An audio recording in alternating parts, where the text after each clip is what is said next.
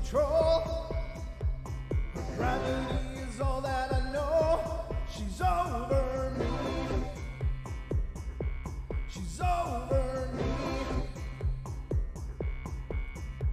She comes with her hypnotic dance. She holds me here with only a glance. She's over me. She's over me.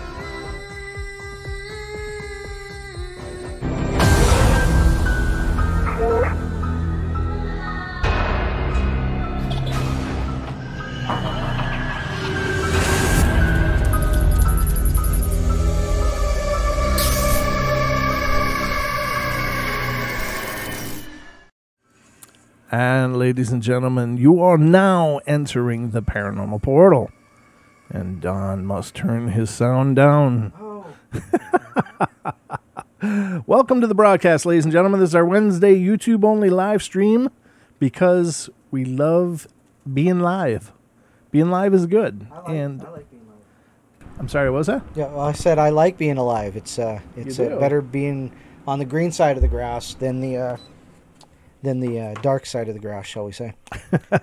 It's better to be on the top side than the root side. Sure. All right, and of course, it's Wednesday, so I must welcome my good friend and co-host on Wednesdays and Saturdays, Mr. Don Longbeard, to the show. Hello, hey. There's Hey, my everybody. camera. And you see all the light that's coming in? I know, it's like it's distracting. It's awesome, though, because it means it's warmer outside. It's warm. It was 70 degrees here, ladies and gentlemen. This is nothing short of tropical. Yeah, it's crazy. It's crazy. It was awesome. I mean, I've just been in heaven these last several days up here. It's been awesome. Been barefoot and shorts and T-shirt, and that's about it. Whoa. I did say shorts and T-shirt. I didn't say anything about being anyhow. I only have naked feet and legs at this point. Okay. So all right. that's the only naked that I go for generally in public places. All right. Well, thank God. Now, in private, forget about it. Like a fat guy in a little coat. Dun, dun, dun, dun, dun, dun, dun.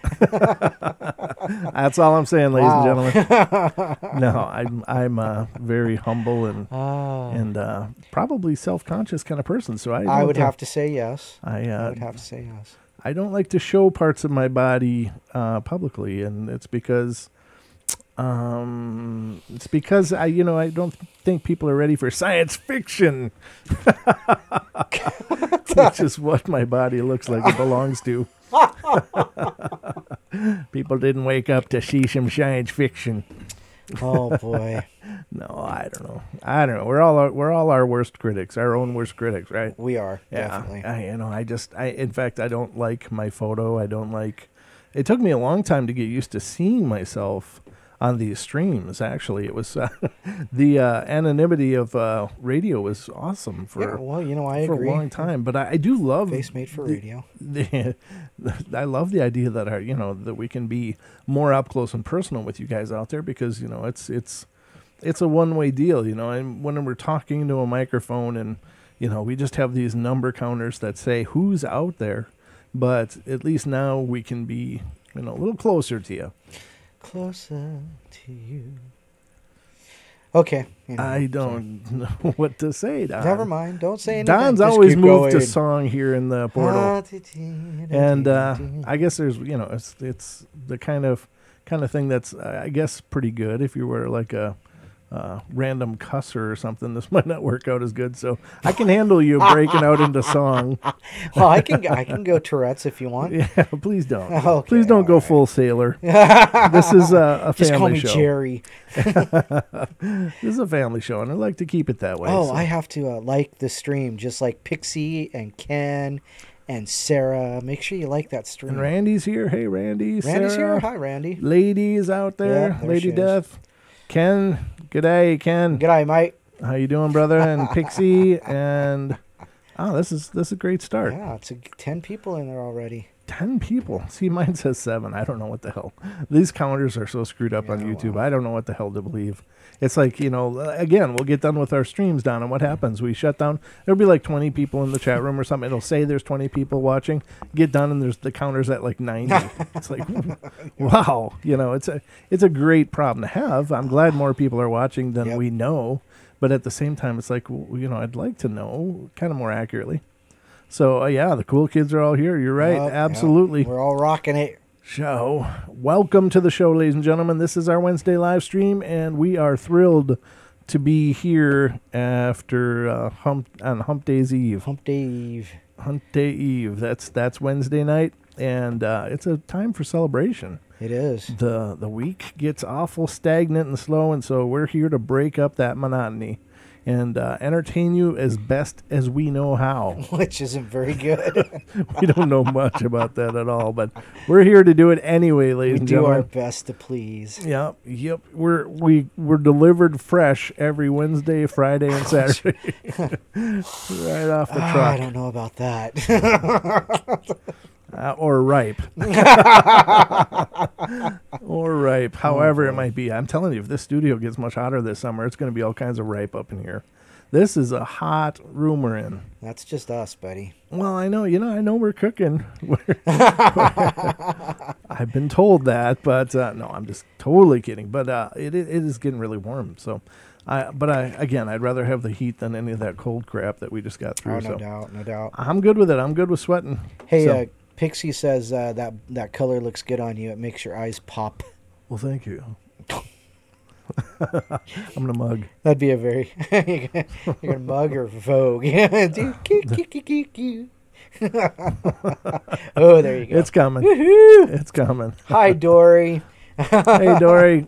And we had a great show with Dory's son Dan the other night. Yeah, that was a wonderful time and a great conversation. It was chock full of great information. Oh, it was awesome. If you guys didn't check out last Saturday's stream, please check it out. It was a really good show, and Dan is really an exceptionally smart person, and he's you can tell clearly when he does his investigating. He's extraordinarily thorough and professional, and he just does it probably as right as it can be done. And so it was really neat to have Dan as a resource to talk about, the ins and outs of investigating and some best practices. And as I said before, we'll be working on some video projects in the near future, going over those best practices. Don, your train's coming. We live kind of close to the tracks here on the portal, so all night long. We're on the other side of the tracks. We're on the right side of the tracks. Well, it depends on which side you think is right. The paranormal side is the right side. That's right. So that's where we are, and unfortunately, there's modes of transportation all around us. There's helicopters going to the hospital. There's trains. There's planes that we've had, and automobiles. So I don't really hear planes, trains, and automobiles. Yeah, exactly, right. It's kind of how it feels too. Somewhat of a comedy. Where's your hands, Don? Boom, right here, between two pillows. Those are pillows. I love that line. That's such a great movie. But anyway, I'm sorry. It's just I'm really happy to be doing the show. It's something that Don and I miss thoroughly when we're not able to do the show. I guess we could do it whenever we want, but we just really look forward to these Wednesday streams because it makes us feel special halfway through the week as well as being special on the weekends. So this is a special kind of day. It is special. It is. Because I'm here with you. Group hug. No. Oh, good God. Come on and bring it in, everybody. Let's go. Bring it in. Hugging. H-U-G. Hugging. There we go. All right. So anyway, we're going to go through kind of a low-key kind of night. We obviously don't really have interviews or guests on Wednesday nights because it's only a portion of the audience, and I'd like to save any interviews and stuff for nights when we are also being broadcast on iHeart, TuneIn, TalkStream, and TFR Live. But we love coming. What? Randy says, I almost spit out my food when you said group hug. I just feel the love. I'm sorry. I'm just moved. This is the intimate show. This is the intimate show. Yeah. Turn on the Barry White, Don. Let's get into this. Hell, baby. You'll never find. No, is that Lou Rawls? I don't know. But anyway. Oh, boy. It is our time to shine, Don. Sparkle. I'm not Edward, thank you. Oh, you're shiny. I'm shiny, not sparkly. Either that or it's the veneer of sweat on your brow. I'm not sure which it is, but how can you see it? I'm good at seeing under that hat. I can see you blush. I can see you do all kinds of things that you're trying to hide from the world. So anyway, if you haven't seen the last Saturday stream, definitely check it out. Awesome. It was really good. Great time, and Dan afterwards like, wow, that went so fast, and it always does. Yep. These shows go so quickly. It's almost like 2 hours maybe isn't enough, but maybe we'll have to. We've been getting more requests for us to broadcast on more during the week, and somebody wants us to do more shows than 3 a week. That's like We've had several requests. Yeah, I tell you what. Once they start buying our T-shirts and we can start Soul Glow. No. Who said Soul Glow? That's awesome. Pix. Oh my God. I'd be sitting back in my chair, look over, and there's just this big puddle of Soul Glow over there. That was a good movie too. The back of Don's hat is dripping. It was like. He's got the Soul Glow beard. Would that be if I had dreads in my beard? Would that be appropriation? A Jerry curl. A Jerry curl in my beard. Going for the Jerry curl. Oh yeah, that's it. The entertainment is just constant here in the portal. I don't know where it all comes from. I think this is just like pent up nervous energy from the week. You're like, it's hump day, and you're like, gotta let go, gotta let it go. Yep, this is when we breathe. This is our inhale when we're doing the show, and then we just hold our breath until we do it again. So, it's one big inhale. So we are going to go through just another fun night of terrifying encounters of the unseen realm. And that's really been my challenge, because when we don't have guests, I got to get all creative with these titles. Like, what do I call it tonight? Right. So tonight I came up with Terrifying Encounters with the Unseen Realm. Basically, it's ghost stories. It just sounds so much more romantic. I think I'm gonna change my name. Thanks, Pixie. I think I'll change my name now to Don Soulbeard.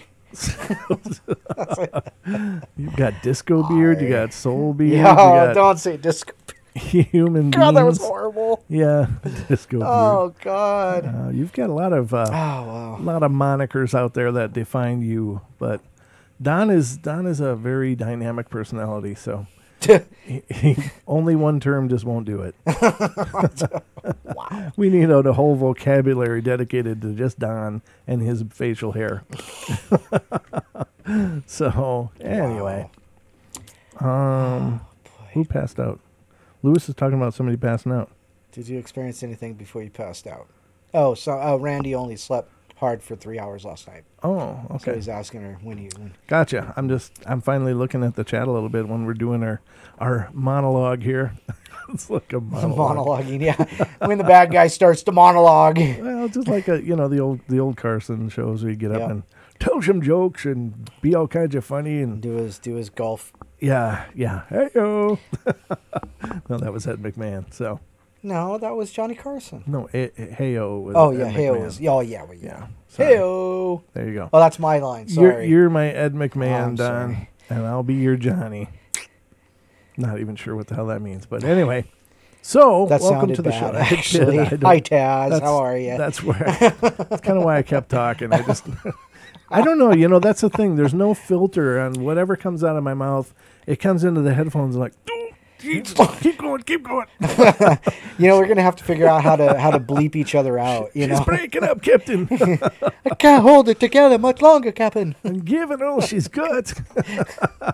I'm just like cranking the brain gear, and all of a sudden I'm grinding gears, and it's not funny. Yeah. Well, it is usually funny, but I don't know. It is the way the show rolls, ladies and gentlemen. So we are going to go through some ghostly tales, some terrifying encounters with the unseen realm. I do like that title. That worked out pretty good, I think. Yeah. Don't you? No? Yes. No, it worked very well. Yeah, I like it. Quit hating. All right, so anyway, but this one is called Beautiful But Haunted Necklace. Now, the idea is that, I've often pondered this. It's like, how come with spiritual encounters, with ghostly encounters, and I can't say that they're all spirits of like deceased. I mean, I believe there's many different, there's a myriad of beings that could fall under the spirit or entity title. Mm-hmm. But I think that, it's to me, there's something to the fact that it doesn't happen all the time. And is that because our realms aren't always accessible for them? You know, can they not always get here? And I'm speaking in terms of haunting, because I believe those that have passed on and gone to the other side, they've made the transition. They can come and go as they please. Right. And generally they don't try to, freak you out or throw stuff at you. I'm talking about the ones that are like, shadow people. And why is it cyclical? There seems to be a cycle with paranormal activity. So is there a dynamic of our quantum physics between our dimensions? So let's say, for instance, what they're in is a different dimension. That's a dimensional gateway. It's not just a altered reality within our reality. I think it's almost dimensional for some of these things. So I think the deceased, they are still within our dimension, but they may or may not have the energy, or they may or may not be present at the time, or they, for whatever reason. So they may, in the terms of a negative haunt, that's just another person. But I think there are other beings, like, for instance, shadow people. They're considered their own type of spiritual entity. So why is their behavior seem to come and go? And, I mean, even places where they get a lot of activity, it's still not, around the clock. It's still not daily. It may not even be weekly or monthly. But there'll just be a period of time where there just all kinds of things breaking off, and then there'll be another period. And I had an experience with the house I lived in that it was I'm trying to think of when it was. It was every fall into early winter that things would get weird. And I know the whole the veil is thinning theory behind the Samhain and Halloween and the idea that the veil thins around that time of the year, and so maybe that access is more readily available. But is there some kind of nature to the realities and to the dimensional realities that they just can't access all the time? Is it an annual thing, or is it dependent on circumstances? And these are just me pondering out loud, but I often think that. So do you know what I mean? Is this? You always talk about how, though, you think sometimes. Well, you also add sometimes that you think that sometimes it's just a haunting of opportunity too, though. That they just kind of wander through your door and through your house. That's and then out the back door. Yep. So that's true. I mean, but that would be, where was I? Maybe I was listening to an Art Bell episode today. I usually am, actually. Oh yeah, he was talking about the natural world. He had a guest on. What was his guest's name? I can't remember. That's okay. Pass. Jim Lear. No, John Lear. John Lear, the son of the guy the Lear jet. Okay. Yep. And they were talking about the natural world and how they're transient. Some are transient. They just wander. So I don't know if it's the veil thinning or if it's just the wandering or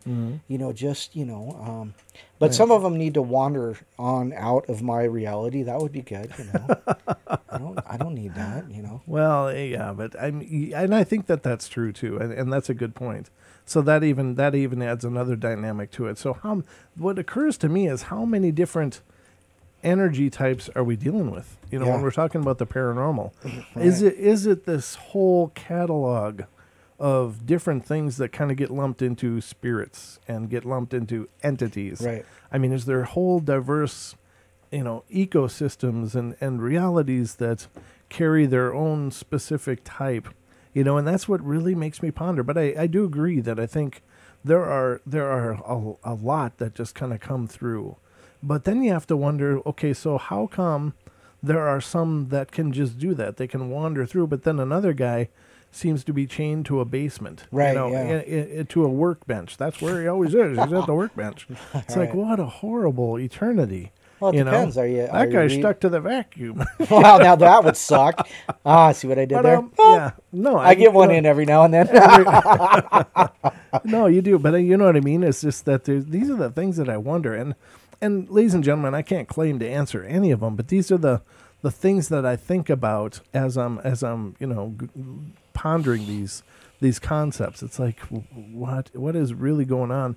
And we probably can never ever know, but I don't know. And I don't know why I raise the questions other than I just think it's food for thought. Right. And maybe there is somebody out there that can answer these things. And, if you can, please let me know what your idea of this is, because I'd love to hear it. And you can always email paranormalportalradio@gmail.com or, and tonight, ladies and gentlemen, the call-in number won't work. Nice segue. Yeah, so don't call in tonight if you're seeing the number on the screen. That's only for Friday and Saturday nights. And we always have to throw that out there because, inevitably somebody will go, I've tried to call, nobody's answering. Or somebody answered and He's talking about something called gematria. What? Yeah. His name's Zach and it's gematria. Yes. So there's a show on TFR going on now. But yeah, I don't know. Just these are things that I ponder, and I don't know again how, if there's any, I bet you that's going to be coming as we. Who was it? Was it Tesla that said that when our scientists devote their energy to the things unseen, that is when we'll really make the most strides or something? That sounds familiar. Yeah, Yes. and I'm butchering the hell out of it, but yeah, and I think that's really exciting stuff. So, again, I'm just speaking out loud, ladies and gentlemen, but I got a mic, so that's what happens. So, the first one I'm going to read you now is Beautiful But Haunted Necklace. Look at that. It's actually formatted correctly this time. Huh. No, it's in block. Yeah, it's still a block, Still a a chunk block, of but text. But on a weekend in February 1989, I went to visit my friend Ann, who was working at Panache Antiques in Fullerton, California. This is a very large upscale antique store. Many dealers rented merchandise stalls, and if you really enjoyed browsing antiques, this was a place to go. As a side note, I love going to antique malls like this. You just get such a different spectrum of energy as you're walking through. Like, everything kind of tells its own story. Anne met me at the front counter, and we proceeded to walk up and down the aisles looking and talking to dealers. I approached my friend Betty, who was putting some antique jewelry in a glass display case. Betty usually displayed Oriental antiques of all kinds, but today she had a beautiful and Art Nouveau necklace with the prettiest golden amber topazes encased in rose gold. The chain was very intricately designed, and the lock was double locked. Betty asked me if I wanted to look at the necklace, but I decided to continue looking. But I told her I would be back later. When I returned, she had locked the case, and when she tried to open the case, the key would not turn. And she told me she felt an electrical vibration in her fingers on her hand. Wow. She tried several times and was going to remove the sliding glass door on the case when the key worked and she was able to remove the necklace. I put the necklace on and bought it. I decided to wear it home that night, and wear it home that night. I discovered I was having trouble removing it. The lock would not open, and I did not want to force it open. My daughter was coming home that night, so I decided I would have her help me. About midnight, I decided to wear it to bed. I woke up at 5 o'clock in the morning feeling dizzy, nauseated, and with a terrible headache. My sense of balance was gone, and when I made it to the bathroom, looking in the mirror, I noticed the pupil in my right eye was dilated. I staggered to the dining room table and sat down. I honestly felt I was dying because my vision was coming and going. My daughter heard me and came out to see what was happening. She made me a cup of coffee, but it didn't help. We sat at the dining room table for about 2 hours, and I couldn't get over the horrible sick feeling and was preparing to go to the emergency hospital when our cocker dogs started jumping on the door in the side yard. I got up and made it to the door and almost lost my balance. I was bending forward when my daughter, Lisa, removed the necklace, and when I thought the dogs might rip it loose from my neck. In seconds after removing the necklace, I felt normal. 2 hours later, we went out for breakfast, the necklace was put in the safe, and several months later, Lisa decided to wear the necklace to work. 2 hours later, she became very depressed and had the urge to go to the photo lab and drink chemicals that develop photography. Holy crap. Wow. She knew it was crazy, but the thoughts were overpowering. Her boyfriend came into her office and told her she looked pale. Even though she was wearing the necklace over a heavy turtleneck sweater, she felt it becoming extremely heavy around her neck and chest.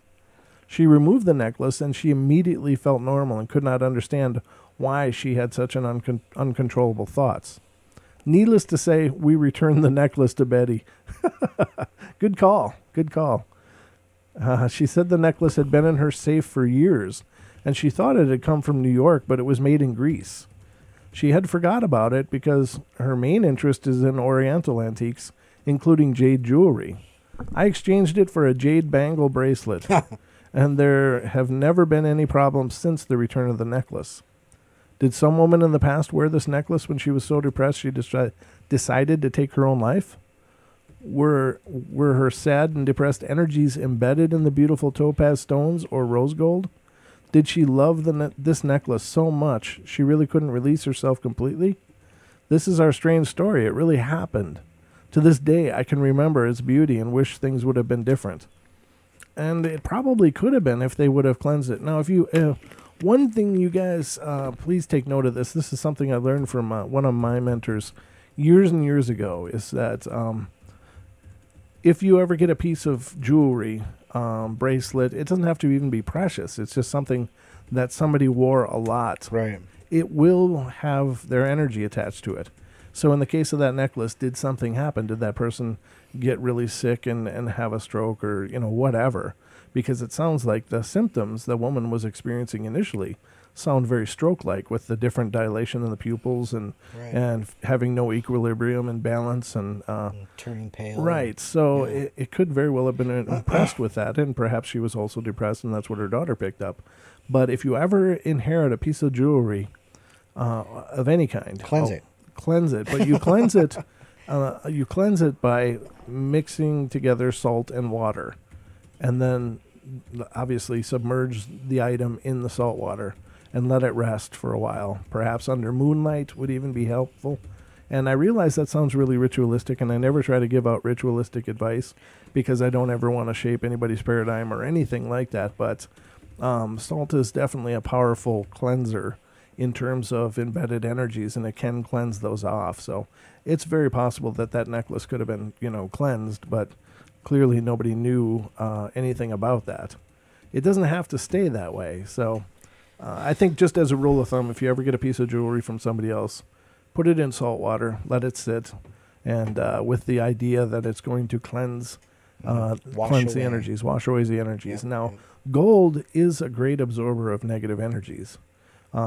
It's a great thing to wear because it will absorb negative energy and pull it off you. Now, after a while, it's good to also cleanse your own jewelry because, as with anything, when it gets a high charge, you need to release it. So, keep that in mind as well, that it's a good practice for your own jewelry. And again, do whatever you believe is good. I just know that that's something that I was told, and it's a practice that I've always adhered to. So you don't want to bring other people's garbage with their stuff.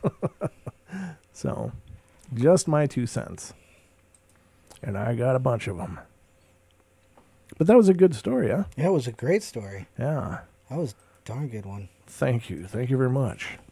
Wish I could take credit for it. I did not write it, however. Ooh, They some- really liked your answer to how to cleanse it, though. Oh, did they? Yeah, Good. they're talking about. Oh, they said good to know. Yeah, Yeah. these are the kind of practices that, believe what you like, but these are things that I've heard. And whenever I have taken pieces of advice like that, I think, it doesn't necessarily ascribe to any one belief system. So right. I'm just saying that salt is a great medium for cleansing energy. And believe what you will, put it in whatever light you need to for it to make sense for you, but it's still a powerful ritual. But it's not, I don't know if I like the word ritual, but anyway.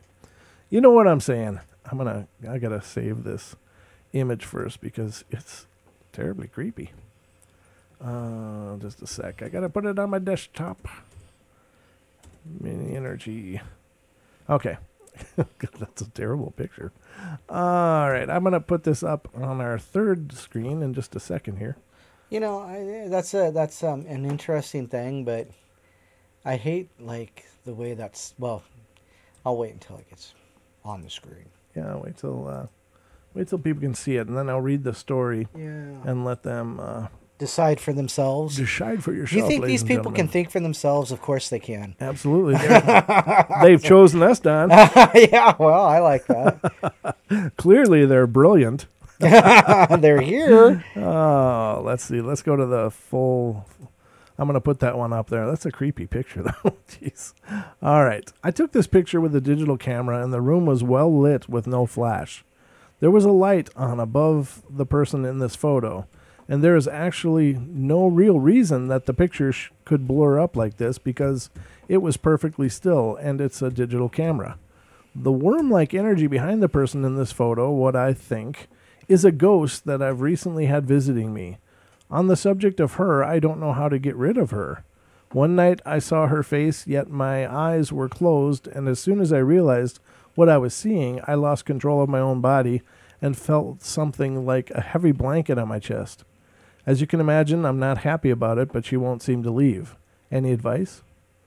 Salt? Just salt everywhere?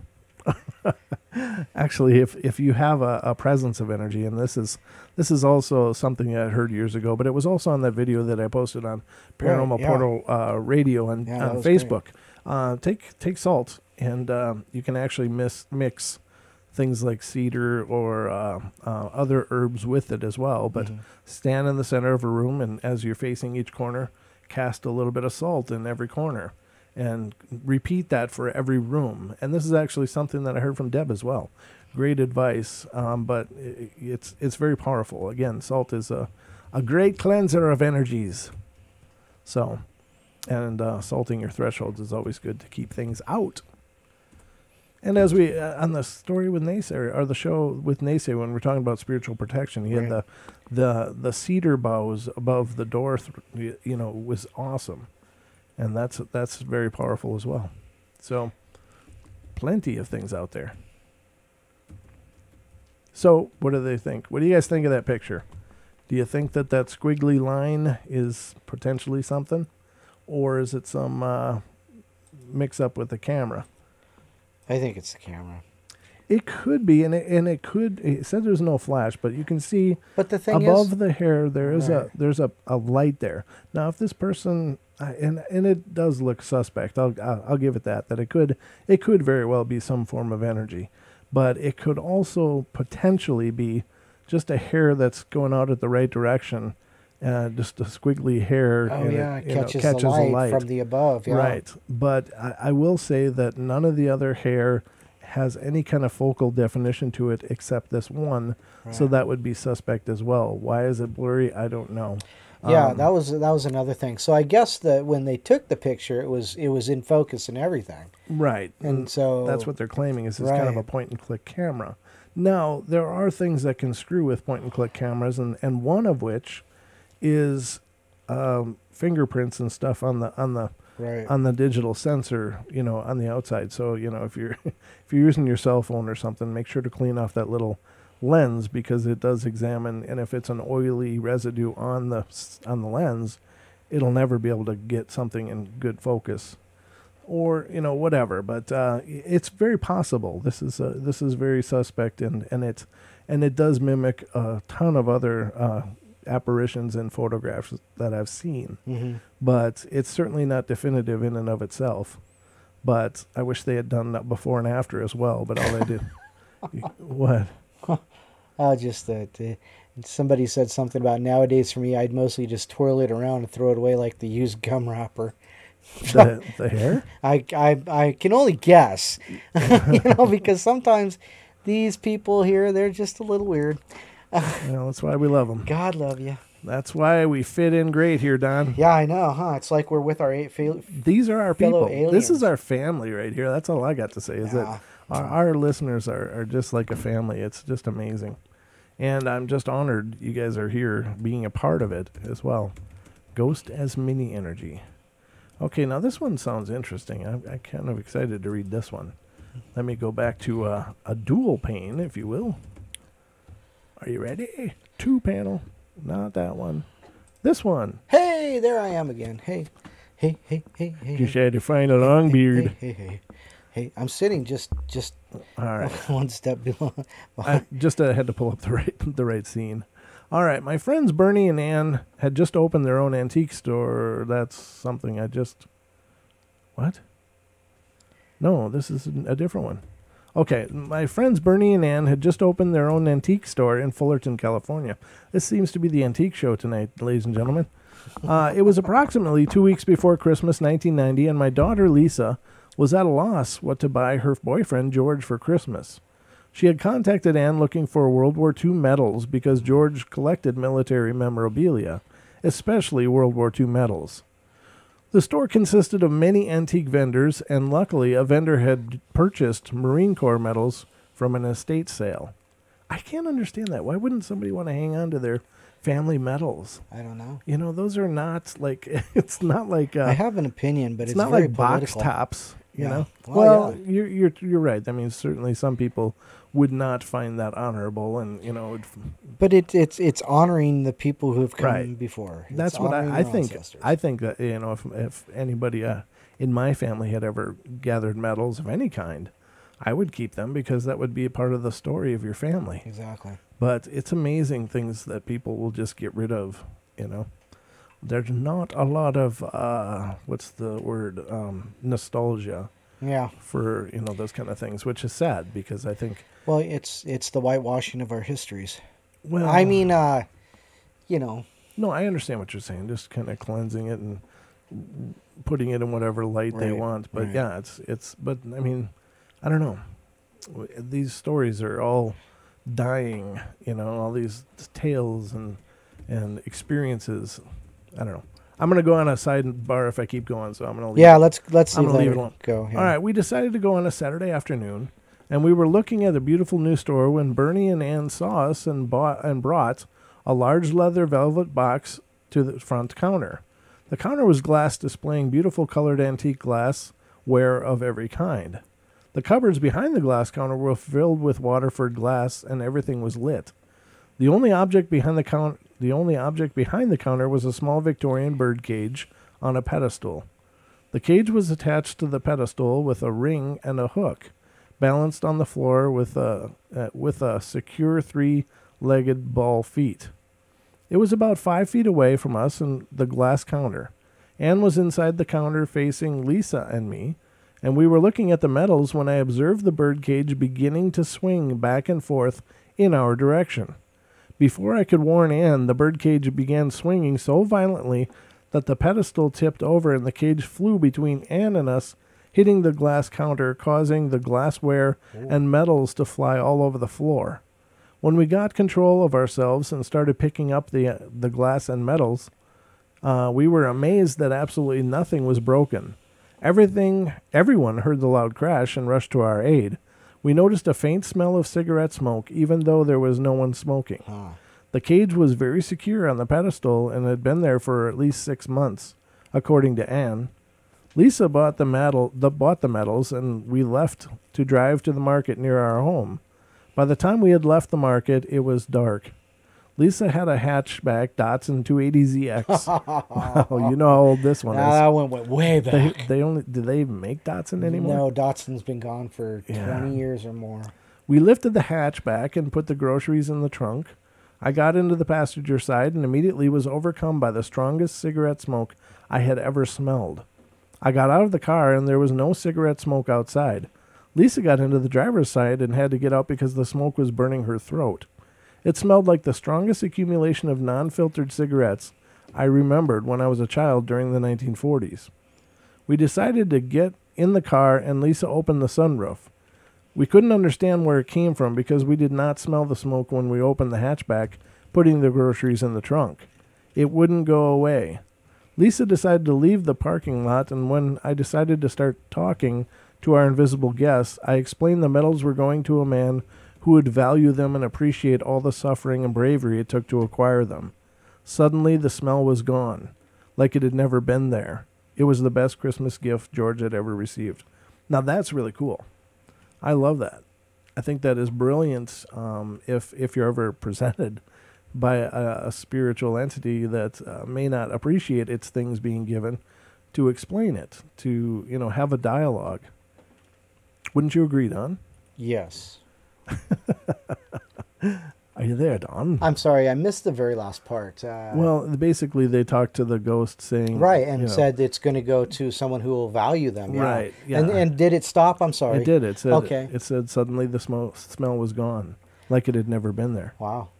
So from the birdcage crashing to this overwhelming smell of smoke and to just nothing once they established that it was going to someone who would love the metals and appreciate. That is kind of creepy. That is. But it's cool, though, because it is, because it's like he was watching over them until he Right. was positive. Right. And then once it was validated, then, it was like, well, okay, Sure.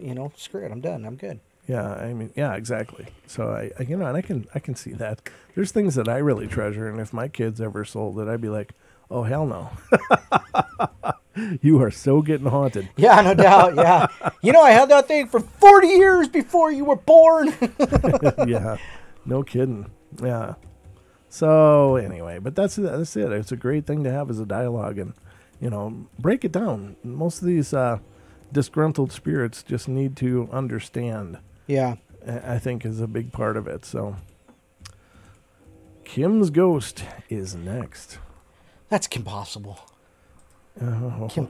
you went full Nickelodeon up in here, didn't you? Nick, Nickelodeon. Sorry. Kim's ghost. This is amazing. And a naked badger. Whatever that was. This is a naked. Never mind. Just go ahead. Kim's ghost. It's amazing. All right. I think Don just stroked out on me, but we'll see. I had the biggest fright of my life when I was called in to try my hand at ghost busting. It was at a pal's house, and I had often spent time there visiting. The house is lovely and bright and cheerful, with no hint, as far as I was concerned, of a ghost. Then my pal told me how all the family had experienced strange things going on. The daughter was the worst affected. She, being in her early teens at the time, said how her wardrobe door would open and shut of its own accord, how she would hear voices and also see misty shapes.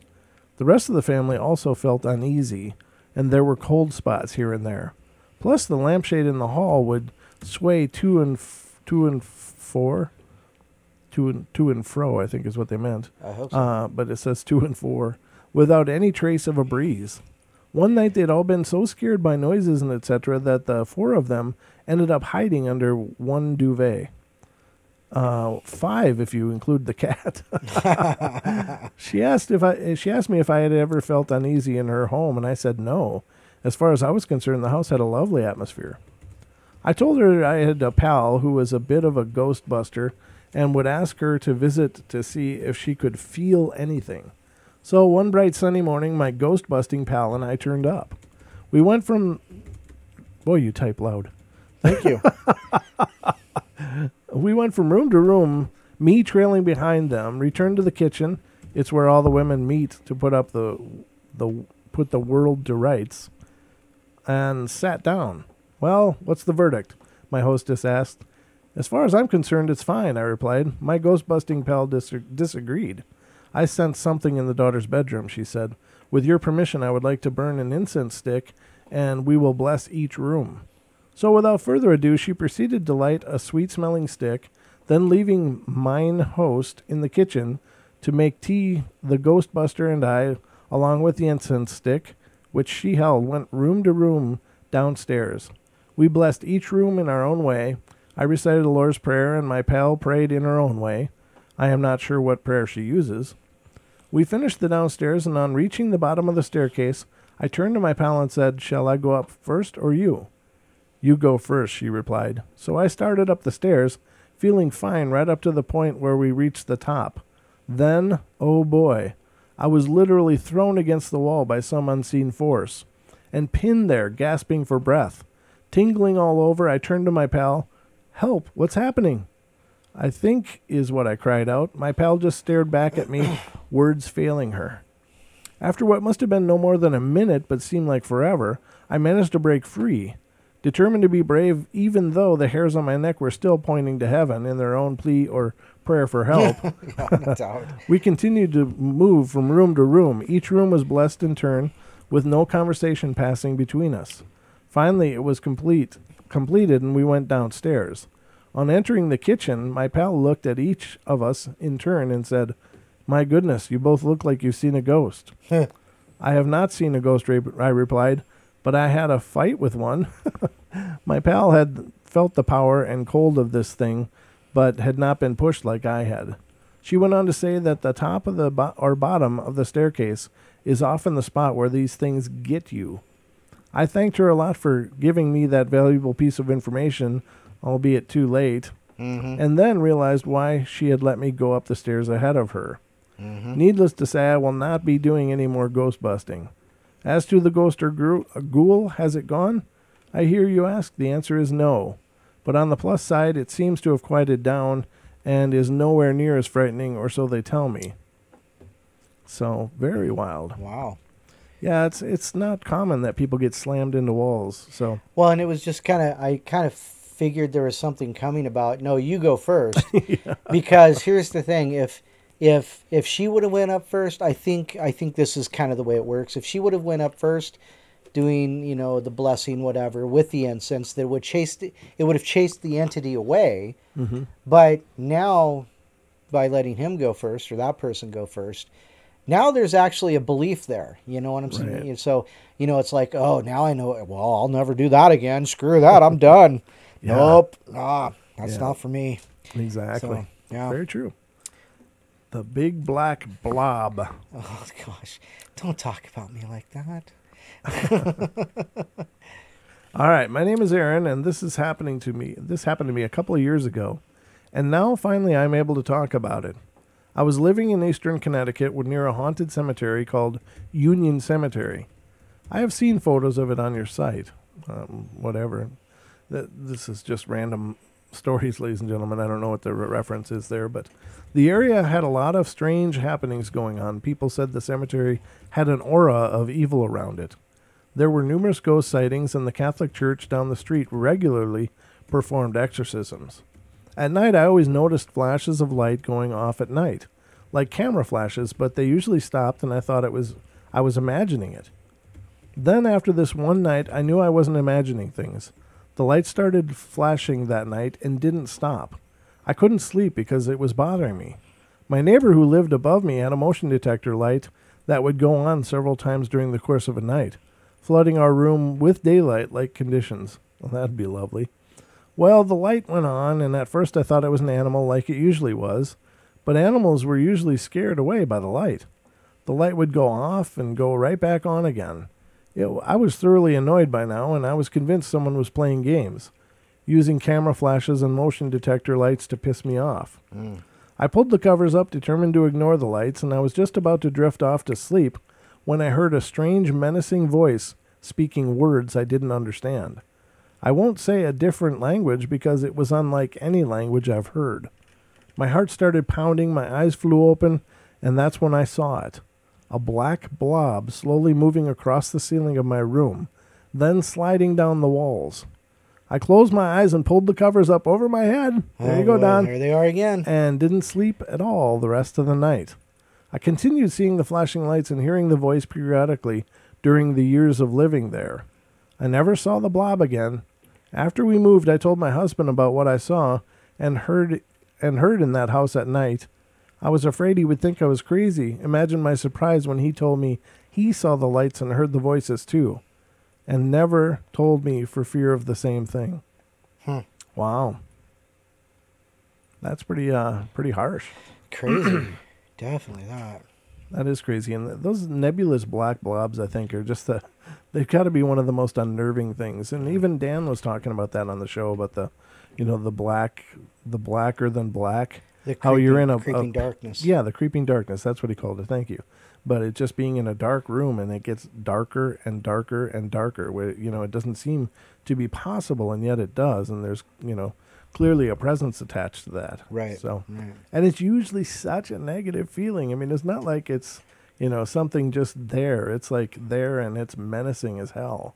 So it seems to attack on a whole different level, just on the primal fear level. And, again, those kind of things probably feed from that energy. Probably. So they want to instill it. They want to create that anxiety. And, when you're in a pitch black room and it gets blacker and blacker. Yeah, that's kind of an odd thing. Yeah, that's all kinds of wrong. Yeah. So, weird story, but very cool story. No, where the hell was I? Oh, yeah, there we go. Night visitor in our house. All right. Did you have a story you wanted to read down? No, actually, I'm responding to some things that they're talking about in the chat room about making a group for us in MeWe, and so I'm on a mission to do that. Get that started because they want to do like a hangout kind of thing, but they're talking about MeWe, so I'm putting together a group in MeWe, and it'll be very selective. It's only for our listeners and such, so keep it family. So. But no, you go ahead. You are doing a great job. I do have stories if you want to take a break, though. No, I would like to take a break at some point here. Okay, well, yeah, sure. Let me know. That's a good idea, the MeWe thing, though. Yeah, and just make it a private hangout so they can just all, I'm not sure how I feel about it being private.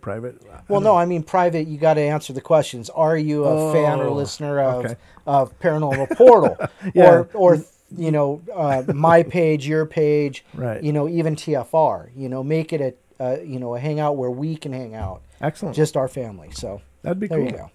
Yeah, good idea, guys. I love how you guys are continuing to, expand this universe on your own as well. That's awesome.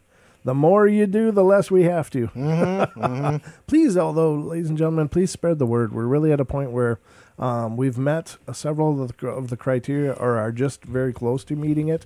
But we need the subscribers now on our YouTube page. Yep. So that we can start making this work for us as well.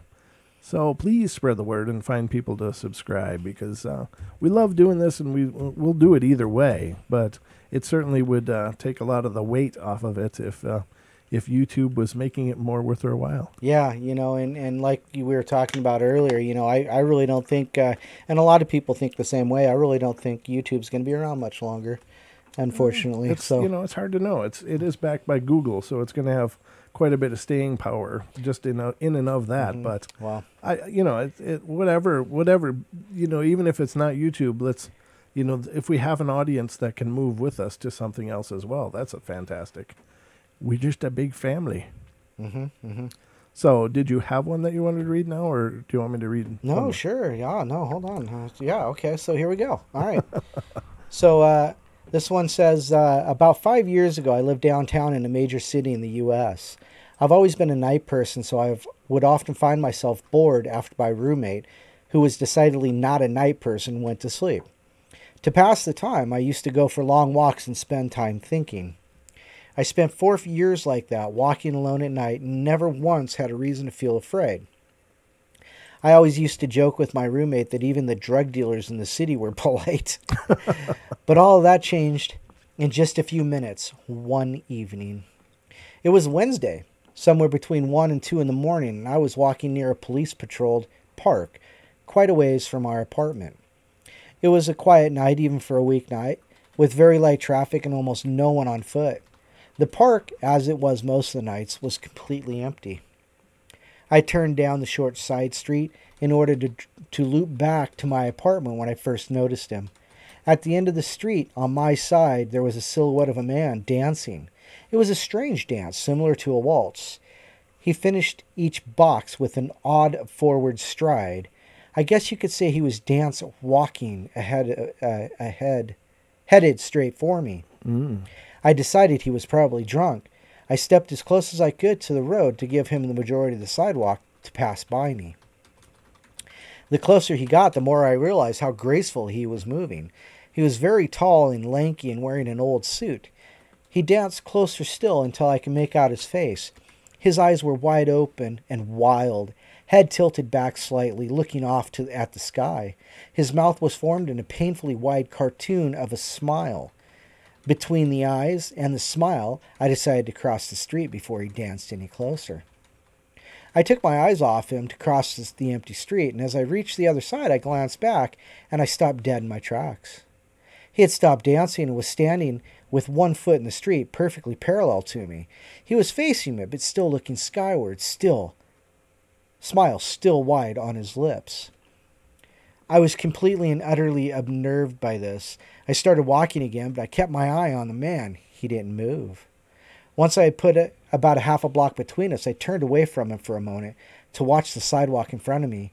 The street and the sidewalk ahead of me were completely empty. Still unnerved, I looked back to where he had been standing to find him gone. For the briefest of moments, I felt relieved until I noticed him. He had crossed the street and was now slightly crouched down. I couldn't tell for sure due to the distance and the shadows, but I was certain he was facing me. I had to look away from him for no more than 10 seconds, so it was clear that he had moved fast. I was so shocked that I stood there for some time staring at him, and then he started to move towards me again. He took giant, exaggerated, tiptoed steps, as if he were a cartoon character sneaking up on someone, except he was moving very, very quickly. I'd like to say at this point I ran away or pulled out my pepper spray or cell phone or anything at all, but I didn't. I just stood there completely frozen as the smiling man crept toward me. Then he stopped again about a car length away from me, still smiling his smile, still looking to the sky. When I finally found my voice, I blurted out the first thing that came to mind. What I meant to ask was, what the F do you want? In an angry, commanding tone. What came out was a whimper. What the hell? What the hell? Regardless of whether or not humans can smell fear, they can certainly hear it. I heard it in my own voice, and it only made me more afraid. But he didn't react to it at all. He just stood there smiling. And then after what felt like forever, he turned around very slowly and started dance walking away. Just like that. Not wanting to turn my back to him again, I just watched him go until he was far enough away to almost be out of sight. Then I realized something. He wasn't moving away anymore, nor was he dancing. I watched in horror as the distant shape of him grew larger and larger. He was coming back my way. Ew. And this time he was running. I ran too. I ran until I was off the side road and back onto a better lit road with sparse traffic. Looking behind me then, he was nowhere to be found. The rest of the way home, I kept glancing over my shoulder, always expecting to see his stupid smile, but he was never there. I lived in that city for 6 more months after that night. I never went out for another walk. There was something about his face that always haunted me. He didn't look drunk. He didn't look high. He looked completely and utterly insane. And that's very, very scary thing to see. It is. I just can't imagine. That's crazy. That's just creepy as hell. Crazy. That's the kind of thing you just wish you could unsee. Feeling so lonely. Oh, geez, you people, get off those black-eyed beans. I love how you're enunciating it now, though. Yeah, whatever. I've decided to go to the Chris Geo School of pronouncing ing beings. Absolutely. Go to hell. Oh, goodness. What is this? Did I open this? No, you must have, because it wasn't there. No, I must have. But I must have opened this. Huh. I guess I was all ready for another one. How about that? I can keep going if you want. No. Oh, you're ready? Oh, go for it. I'm Yeah. good. How about it? Now I'm going to check I'll up leave you to the chat. Yeah, now I'm going to check up on what you've been talking about since I've been reading. They were just talking about they like my shirt. That's really cool. Yeah. Did you break out the flip-flops yet, Brent? Mm-hmm. Don said black-eyed beans, though, right? Oh, okay, not just legumes. I didn't say anything about legumes, none of you. That was Pixie. Anyhow, please, go ahead. Night visitor in our house. Are you sure you're done? Or? Yeah, I'm pretty sure. Okay. You guys are killing me. All right. Hi, Star. Nice to see you, Ramon. Nice to see you all. Vamp's here. Yeah, we've got a lot of people in the house. That's pretty awesome. Yeah, and the 2 worst ones are Pixie and Vamp. Oh, well, it was just one of those things that just has been entertaining as hell, I got to admit. And if you haven't seen it, ladies and gentlemen. How many views is that at? It's like 280? I don't know. It's got over 200 views just on that episode, which maybe by YouTube standards isn't a lot, but it's definitely outpacing most of our other streams. Just because quickly outpacing, and it's a new one. It is. It was just so damn funny. It was. If you want to see that one, ladies and gentlemen, head to the Black Eyed Children episode from just a couple of weeks ago in our YouTube channel, and go to that 1 hour and 2 minute mark, and start there, and you'll see it. I mean, it was just one of those things that I just couldn't figure out what was being talked about, and it never dawned on me that it was beings.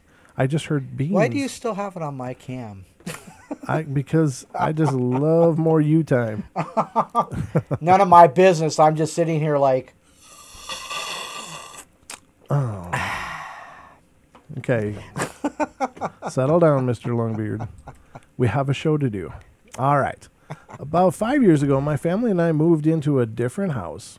At first, we had problems with things, clothing, jewelry, and especially my husband's things and oldest daughter's. Then our doorbell would ring at odd times, 3 a.m., wake my husband and I up, but not the kids. Our alarm clock would go off by itself. The time would change. I began waking up at 2 a.m. Our TV would turn off by itself.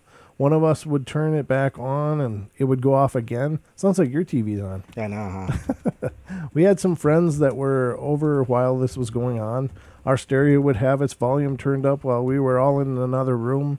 Since we've moved, we still have our TV go off by itself, even though we got a new TV. Now our microwave beeps all by itself. It sounds like Morse code. It's a joke with us now.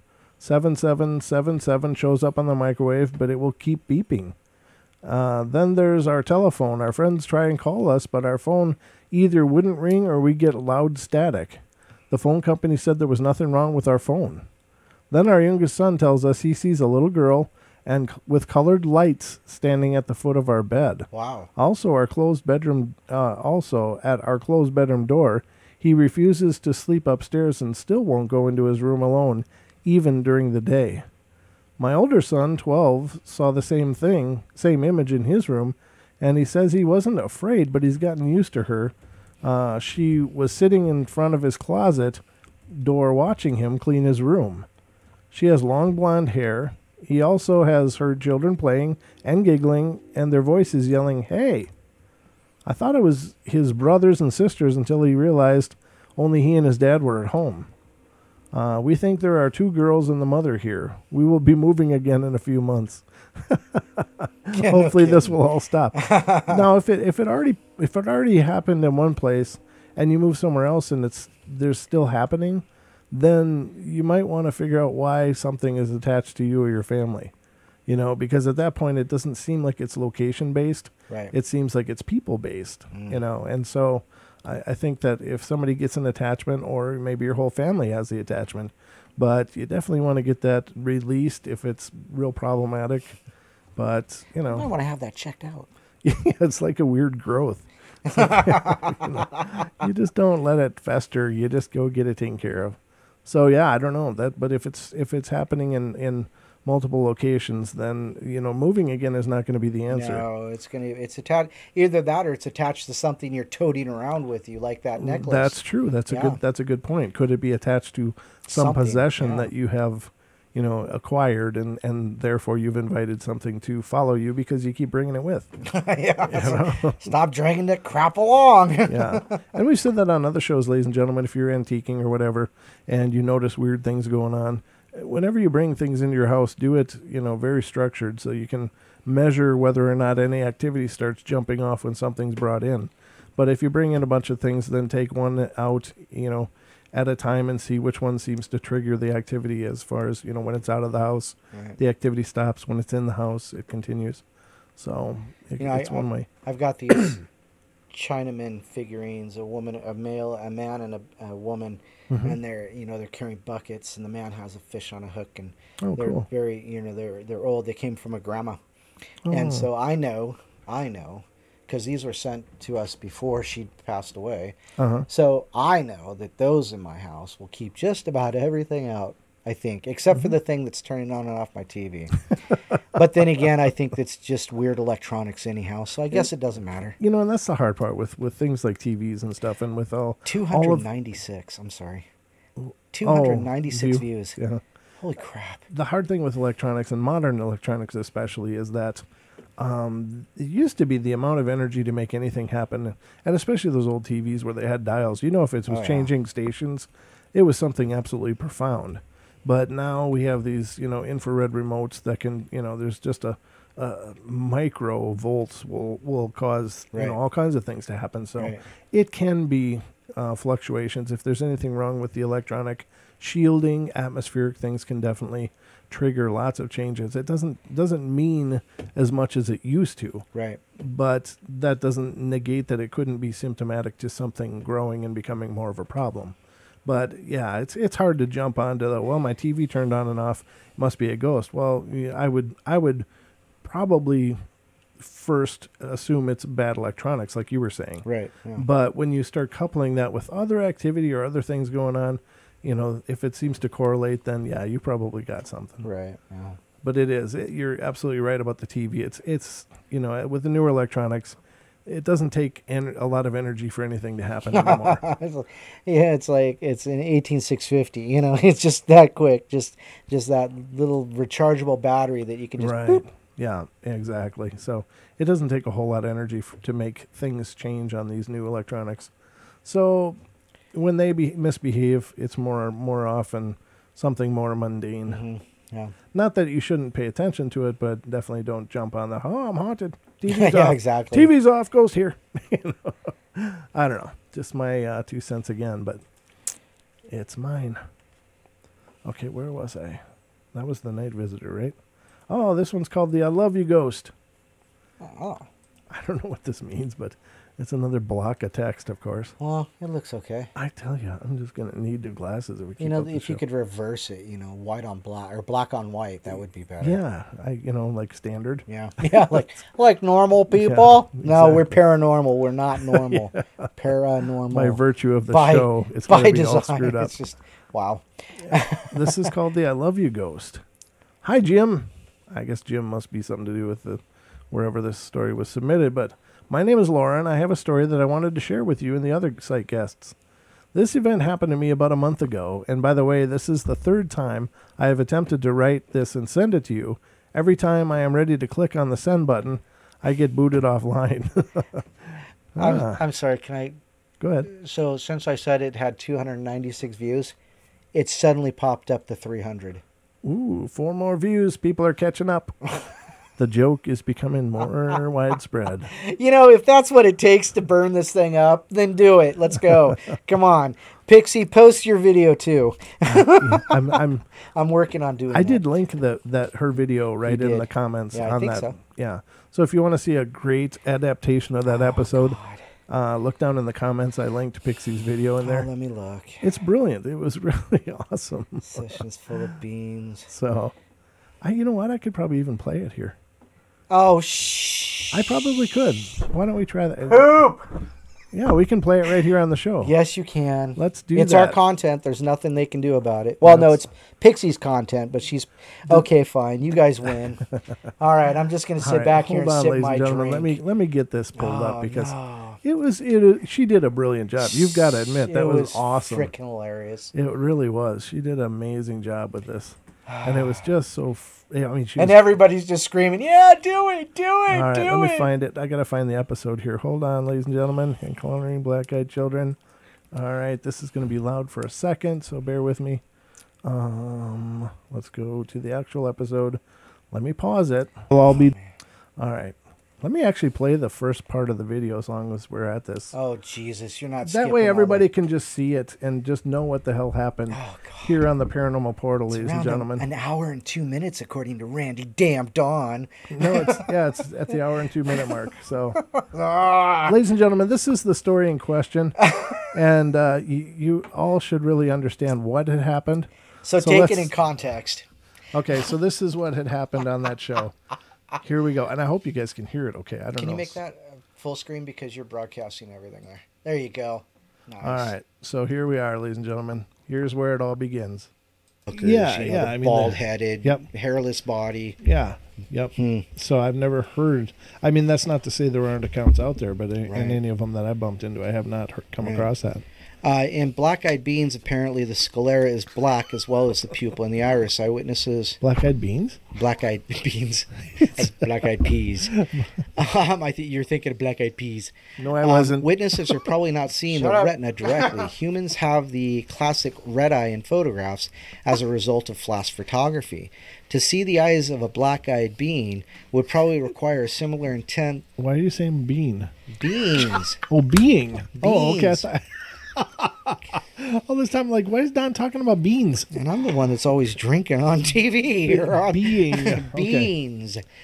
It's just in the enunciation is the key. Please Being. enunciate. There's more than one syllable in that word, Don. Can you give me that in a sentence, please? Being. To see into the eye of a black-eyed being would probably require a similar intense on-access light source. However, if eyewitnesses can actually see a black retina, as some have claimed, then the retina of these... What? And here's where it just all goes downhill. I'm going to fire him. What are you laughing about now? I just got this beans going. I think you got it stuck in your head. No. Beings. Beings. Is that how you say that? Oh, and everybody in the chat room can just go fly a kite. I'm done with this story. You can actually see him blushing. Watch, ladies and gentlemen. The man behind the beard, you can see blush. Hey, let's see. Put with the commentary. Pixie and Danielle and Lori and Lady Death and Randy. You can all just go jump in a lake. I love you, but go away. I'm turning my mic off. Thank you, D. I'm not a has-been. So everybody's here going, human beings. Oh, my God. I'm just crying here. D, meet me in the basement for moonshine. Just you and sit me, over here and lady. Even Cindy's laughing. Stop. So there's the episode that is in question. Now, the beautiful part of this is that our dear friend, yes. dear friend, Mrs. Pixie, made this. And can speak verbally, although this does not negate the supernatural origin.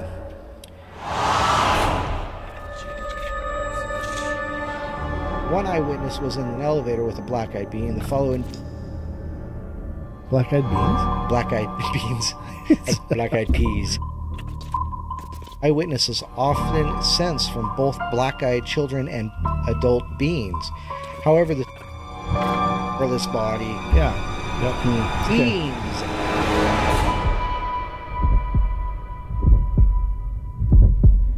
Yings. It's beings. That's hard to believe, but...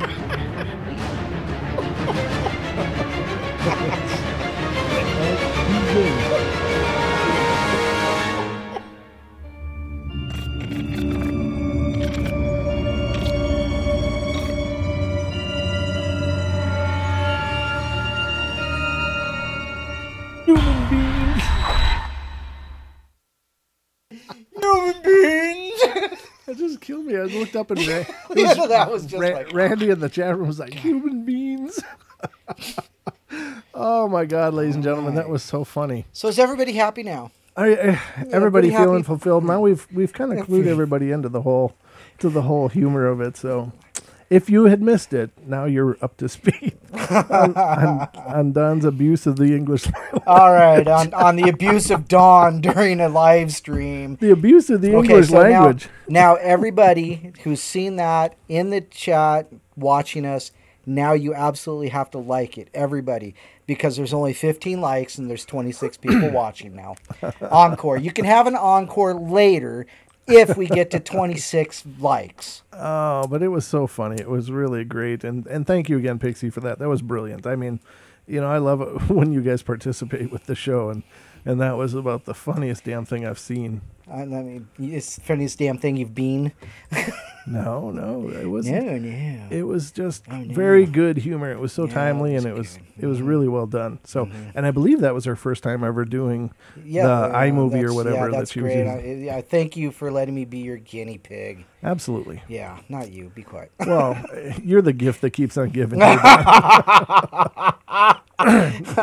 Oh boy. All right. So God, anyway, each and every. so one. I just wanted everybody to know, and now we're all seen it. So good times. Thank you though, Pixie. That was awesome. You guys are all brilliant. All brilliant. I love you all. It's just amazing. So let's continue on our ghostly journey through the evening here. Are you just going to restart this one? Because somehow I have to restart the story. Okay, so. All right, so let's see. This event happened to me about a month ago. And by the way, this is the third time I've tried to write this and send it to you. Every time I am ready to click on the send button, I get booted offline, which is not. Sounds like Ken. Yeah, I think it's Ken's, like, he's remoting in from the Outback, though, isn't he? Yeah, he is. Ken's out there in the... It's like, dang it, I lost the stream again. Yeah. We love Ken. It was about 2:30 a.m. when I was woken up by very loud music. I do not have a medium-sized boombox. I do have a medium-sized boombox, rather, sitting on my bedside table, and if it had been there, that music was coming from, I would have seen the illumination from the radio. I sat up, looked around, and peered out the window to see if it was a car or something out in the street. Nothing was there. My husband, who was sleeping next to me, didn't even stir. Evidently, he didn't hear the music. Anyway, after not finding anything, I laid back down and drifted off to sleep. 5 minutes later, I was awakened by the very same music, same words and everything. I decided I was going to look around the apartment. The last room I went into was the kitchen to get a drink before heading back to bed. Up until this point, I hadn't seen or heard anything else since the music. I get my drink, put the glass in the sink, and turn to leave the kitchen, but when I get to the doorway, there was a very cold, swirling type of air there in the doorway. Wow. I didn't think anything of it until I tried to walk through the doorway. I couldn't get out. I could only feel the swirling from the waist up. Being frightened, I tried to call for my husband, and just as I was about to call his name, I felt as though someone had put their hand over my mouth to stop me. Yikes. I even got more upset and started to cry. I said out loud, "Look, I don't know who you are and what you want, but you are beginning to really scare me. Just tell me what you want and we'll both be happy." Almost immediately, I felt what I thought was a hand brushing my cheek as if to wipe away my tears. I looked up and saw a mist forming right in front of me. It was a man's face and upper body. I took a step back, not sure if I was seeing things and or if this man was really there. Then the most amazing and frightening thing happened. I heard the man's voice whisper in my ear, "Laura, you don't have to be afraid anymore. Oh boy. I am here with you, and you will be fine. I just wanted to tell you that I was here, that I loved you and missed you. Oh. The only problem is that I didn't recognize the voice or the face." With hearing that, I said, "Okay, thank you for being here and protecting me. But who are you and how do you know me?" The mist started to fade and the cold air that I felt when I first tried to leave the kitchen was gone. This time, when I attempted to leave the room, I could. I wanted to wake my husband up, but thought twice about it. Even though he has felt the presence of a man about 40 or so and a young boy at about 4 being here, I thought he would think I had finally lost my mind, so I didn't say anything to him. Until the next morning, I asked him if he felt, saw, or heard anything, and he told me that he heard me call out to him, but it wasn't exactly out loud. It was actually more like he heard it in his head. He had witnessed the encounter I had with my ghost friend, but he was unable to open his eyes or move from the spot in which he was laying. Since this happened, I have heard the voice, but never saw or felt the presence. All I hear is, "Laura, remember I am here." And it happens at all times of the day or night, but no one hears it but me. And as a side note, Laura writes, "I thought I would add this tidbit of information. I emailed a story to the post on your site. After exhausting all possibilities on your site, I decided to look at a few, more ghost-related sites, but upon trying to open them, I've gotten error after error. It seems like my ghost friend doesn't want me to visit any other site but yours. Interesting. It is interesting. Very cool, though. That's I don't know. creepy. I don't know. That's strange. Wonder if there's a history that Laura's not aware of. Perhaps family she didn't know about. I don't know.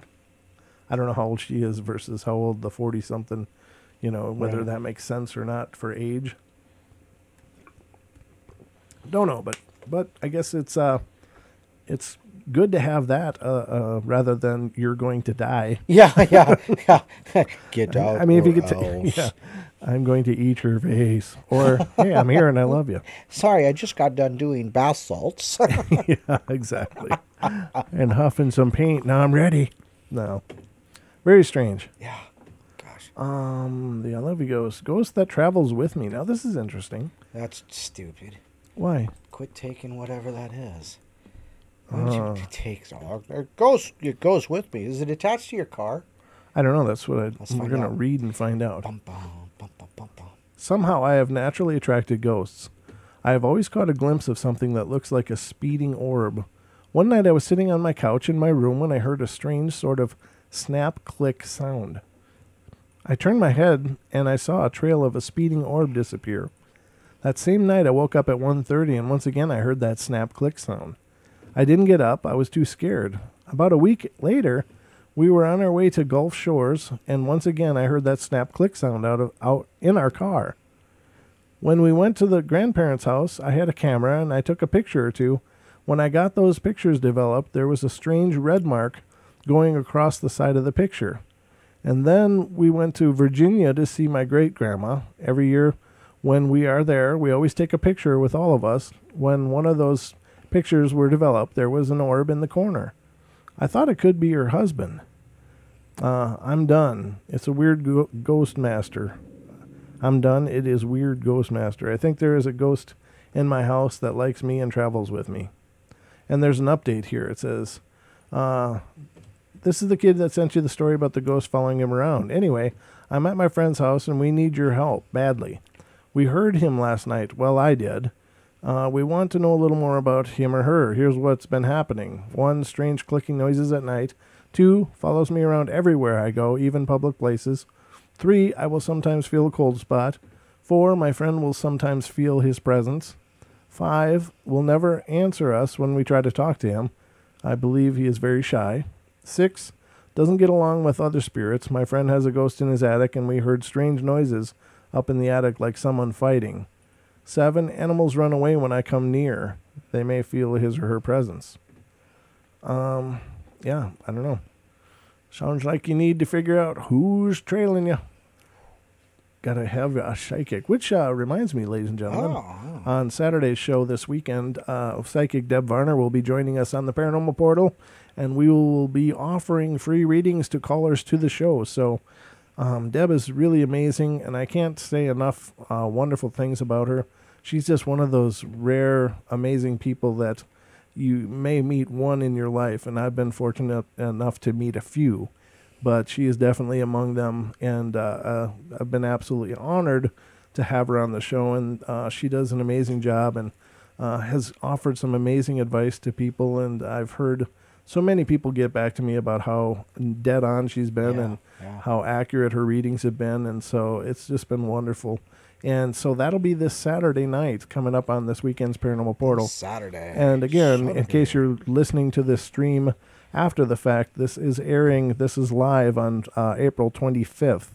So it'll be this weekend, the 28th. Is that right, Don?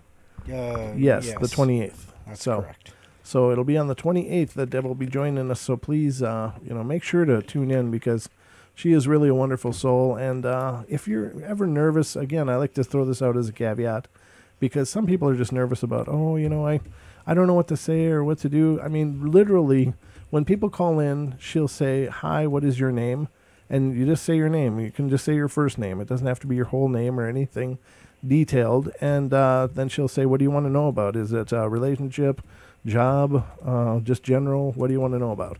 And you'll tell her, and then it's literally just her talking then. She may pause a lot during it, but that's just her getting in touch with her guides and getting the read for you. So just a really good show, and I hope you guys take advantage of that, because it's one of those gifts that I feel we can give you guys to thank you for listening, and who doesn't need a little guidance and a little hint? A little peek into what's coming or what may happen. Yeah, exactly. So, again, it's a great show. It always has been.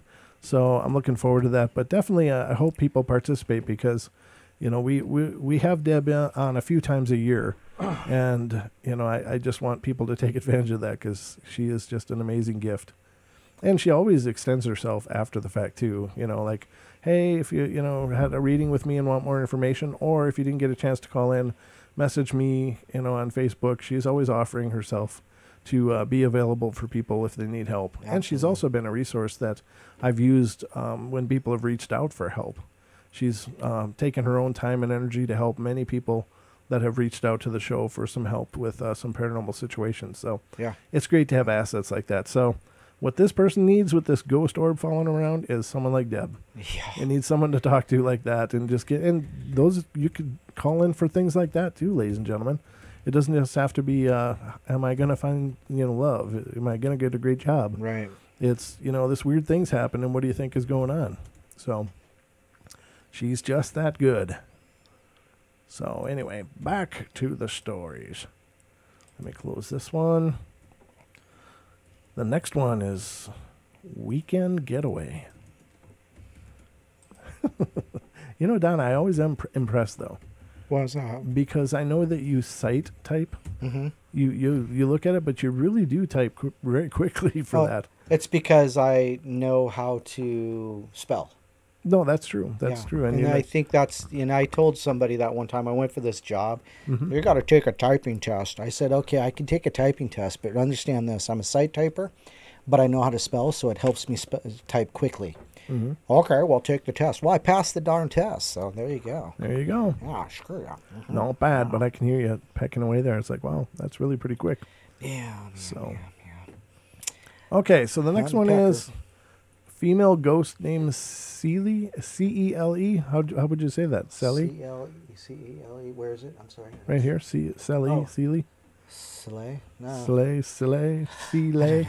Celeste. I don't know. Anyway, however the hell you pronounce it, that's what this story is called.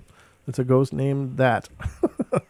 I was talking to my coworker at the office, and she's been bugging me to tell you of my encounter in the Poconos. So here goes. My cousin owns a house in Mount Pocono, and I sometimes visit her for the weekend getaways. She has told me that she and her husband often feel a female spirit whom they believe resides in the house with them. They have seen her reflection in glass doors and mirrors, and she is dressed up in the fashion of early pioneer times, and most likely became active upon the house being built. The house was custom made for my cousin and her husband, and they call her Celie or Sally or whatever the hell they call her. Sorry, it takes a little bit of the mist or the spark out of the story, me fumbling over that word over and over, but I don't know how to say it. They call her Celie, though they are not aware of her true identity. One weekend last summer, my cuz hosted myself, Heather, who is my sis, and a friend of ours, and we had settled down for the night by the fire, and the subject of Celie came up. I don't know, the subject of the ghost came up. My cousin said that the ghost had not been around in a while, but went on to tell us of times that the ghost would pop in and out of their otherwise quiet lives. In their little house in the woods, after a round of hot cocoa, we all retired to our bedrooms. My cousin and her hubby had the upstairs loft. Heather and I took one of the two downstairs guest rooms, and our friend took the other. It was quite warm that night, and I had noticed being a bit stuffy. I kicked off the blankets in the middle of the night, and about an hour later, I had been aroused by the feeling of ice in my veins, and it was more than just being cold. I literally felt as if I was being frozen from the inside out. When all at once my sister bolted upright in bed, and unprompted to do so, she exclaimed in a loud voice, "I'm right here." then fell back into a deep sleep. Once again, I thought to myself, God, that must have been some dream she's having. Pulling the blankets up to my chin to rid myself of this icy chill, I looked towards the wall and noticed standing at the foot of my bed was a long column of blue light. I couldn't make out where the source of this light may be coming from. It just lingered there. Figuring that it must be an outside house light, I rolled over and tried to do as Heather had been able to do and will myself to fall asleep once again. The next morning at the breakfast table, I was ribbing Heather about the dream she must have been having. Heather did not recall having any dreams, and I said to her, "You must have. You practically screamed at the top of your lungs as you sprung to an upright position in bed." My cousin, serving breakfast, said, "What time was this?" I replied, "Oh, I don't know, about 2:30 or so." Our friend picked her head up slowly from her pancakes and said, "That's just about the time one of you girls walked into my room." She swears that one of us entered her room, stood at the bedside for a few moments, and then turned quietly and left the room once more. I then said, that was definitely not Heather. She went back to sleep, and I was watching the blue light from outside flicker on my wall. My cousin said, "We have no blue lights around here, and as far as I recall, we were both upstairs and soundly asleep." We all agreed that the ghost had made herself the sixth member of the weekend vacation party. Nice. Yeah, that's pretty cool. I like how you skipped the name of the ghost. Yeah, I'm just done trying to... I'm done. You know, it's like, hot potato, it's just a potato, you know. It's just a potato. I'm not going to try to form my mouth around that anymore. I did my best. So, very cool.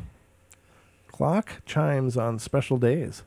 Nice. I do like these stories, though. I like these stories tonight. This is a nice and short one. My best friend Jane, not her real name, his father passed away in 1982, and the company that he worked for gave the family a clock to show their sympathy. It kind of looks like a mini grandfather clock. Her mother could never figure out how to set the clock, so it sat on top of the china closet, showing the wrong time. Okay, now here is where it gets weird. The clock never chimed, but when it is somebody's birthday or a holiday, the clock chimed. And this clock is 18 years old, and it's a wind-up type that was wound up once in 1982, and then they got it when they got it, and the hands still move. I used to go to her house all the time when we were younger, and was there many times when the clock would chime at a special occasion. Everyone would look at each other and say, "Bob's here." It's not a scary story, but an interesting one. That is cool. I like that story. Oh, here's one, Don. Voices in the Cemetery. Nice. Hi, my name is Katie, and my mother's friend heard about a story about ghosts haunting this old graveyard in Virginia, which I lived in for about 8 years. Anyway, she was very curious, so she went to the graveyard with a tape recorder. The only reason that she brought a tape recorder was because she also heard stories that people heard strange noises like moaning and groaning. So she placed the tape recorder on the ground right beside a tree, and when she came back the next day, she played the tape recorder, and she heard these awful noises coming. After that, she was very, very afraid, and she never wanted to go back to the cemetery again. You know, that's an interesting idea. What about just putting a tape recorder in a cemetery and just leaving it? I mean, that's a great idea, actually. That's the same thing you should do to most basements, not mine, but Chris's maybe. Well, yeah. Yeah, that could be. Very interesting, though. That's a great idea. I wonder. It's tough, though. How would you account for what could be natural noises? Yeah. Well, I guess when you hear it, I guess. I don't know. If it sounds like words, then that's creepy. If it's an A, B, or C, as Dan would say. Or like that demon roar that I always played. That's horrible. I'll have to dig that up again. Oh, God. I know Pixie wants to hear it again. She loves that. Does she really? Oh, yeah, she loves it. Oh, she thinks it's the best thing in the world. Really? Yeah, she says it just really gets her going. Oh, it's just horrible. It's like just the most running and screaming and crying. It's the most tortured sound. It's just... Eek. I'll find it, though. We'll play it on one of these Wednesday streams. Anytime soon. Well, if you want to read a story or two, I'll dig it up. Hey, you know what? I got a story. Yeah, I got a story. Okay. Okay, so let's do Go this. ahead. All right, so... I'll dig it up. I gotta get my. I've got quite a few, so just take your time. I've got a few. It's gonna take a minute. Well, that's all right. All right. Crap, So let's do this. Let's see here. I've been living alone for less than a week. I got some Chinese takeout and was eating it in front of the TV. I finished my meal and cracked open the fortune cookie. It read, "You will have a visitor tonight. Lock your doors." There was no visitor that night, but the memory still haunts me. That's awesome. That would like really freak me out. That's a terrible fortune cookie. I'd be like, oh, jeez. That's a great one. Oh, and if people missed it in the chat, I've posted several times the link to the page that I just created in MeWe. So if you missed it, tough luck. And I did friend some people, very special people who I know have MeWe accounts. Oh, I missed Lewis. I got to get Lewis on that there too. So, but yeah, you can only get in by invitation. So, okay. So the next one, I watched. What? Are you not going to invite people in? I already invited some people in because it's the only people I have in MeWe. Oh. Everybody else is going to have to find me and ask. Oh, so yeah, ladies and gentlemen, if you haven't got a MeWe account, get one and then find Don on there. It's Don Longbeard. I don't know, whatever your code name is, but then we'll get you in there. My code name. Their code name. Well, you know, you got like it's Don Longbeard number or something. I don't remember. It's .1, I think it was. Okay. Something like that. But just Don Longbeard, you'll find me. And if I want to talk to you, I will. Okay, so let's get back to this. Well, Vamp, then you need to get me your address for MeWe so I can get you invited. Maybe not. Anyhow, I watched in horror as this drunk seeming guy fell. Maybe it was on purpose, I don't know. Into a commuter rail track. Wow. Just as the train was coming. Double wow. The sound inside of him getting run over. Oh my goodness. Scariest brain scarring thing ever. Yes, I would imagine so. Let me skip the rest of that. All right. Wow, I don't know where I found these. I was on vacation in Ithaca with my boyfriend at the time. Now, if you don't know, Ithaca is upstate New York by the Finger Lakes. I was on vacation in Ithaca with my boyfriend at the time. We had literally, I'm talking 10 minutes, just gotten into town and stopped at the suspension bridge near Cornell's campus. I'm terrified of heights, and so my boyfriend was coaxing me step by step over the bridge. It was gorgeous, and we stopped in the middle to take a picture. On the one side we had come from, there was a parking lot with steps leading to the bottom of the gorge, but on the far side there was a hiking path with no barrier. As a woman walked past us and offered to take her picture for us, we declined, and she smiled and walked quickly to the far side of the bridge, where she smoothly jumped off into the gorge. There was not a second of hesitation. It was almost like she expected the path to keep going. The sound of the person hitting the ground from the jump, like that sticks with you. Like that sticks with you. The sound of a person hitting the ground from a jump like that sticks with you. Wow, she jumped and wow. These aren't ghost stories, but my goodness, they are crazy scary. Well, the one about the fortune cookie, that was scary. It's like, you're gonna have a visitor tonight. Don't open the door. Wow. Okay.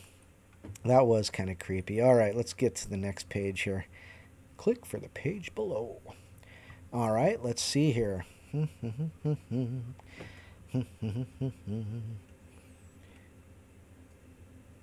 Wow. Okay, well, I was about 15 minutes from finishing the night shift at work when there was a massive crash on one of the windows in the office. So I get up and go check it out. Someone has thrown quite a sizable rock through one of the windows in the front of the building. This was made especially weird because I'm working in the industrial district at 11:30 at night with none of the other businesses open. I go back to my desk, put in a quick call to security to let them know, and decide to head home. As I'm leaving the building, I'm freaking myself out about it more and more and end up running to my car, getting in and taking off. I'm almost home and I've started to calm down a bit when I realized that I didn't unlock my car when I got in. Wow. It had been unlocked the whole time. I do a quick check with my hand in the back seat for any possible murderers that might be hanging around there, but there's nothing there. Wow. Fast forward 30 minutes. I've called a friend of mine who says he is out drinking, so I decide to go and join him. I jump on my bicycle and start riding over. I'm doodling along the road on my bike. It's a nice night and in no big rush. I'm just enjoying the moonlight when I hear someone riding behind me. I straighten up and stick to one side of the road. Sorry.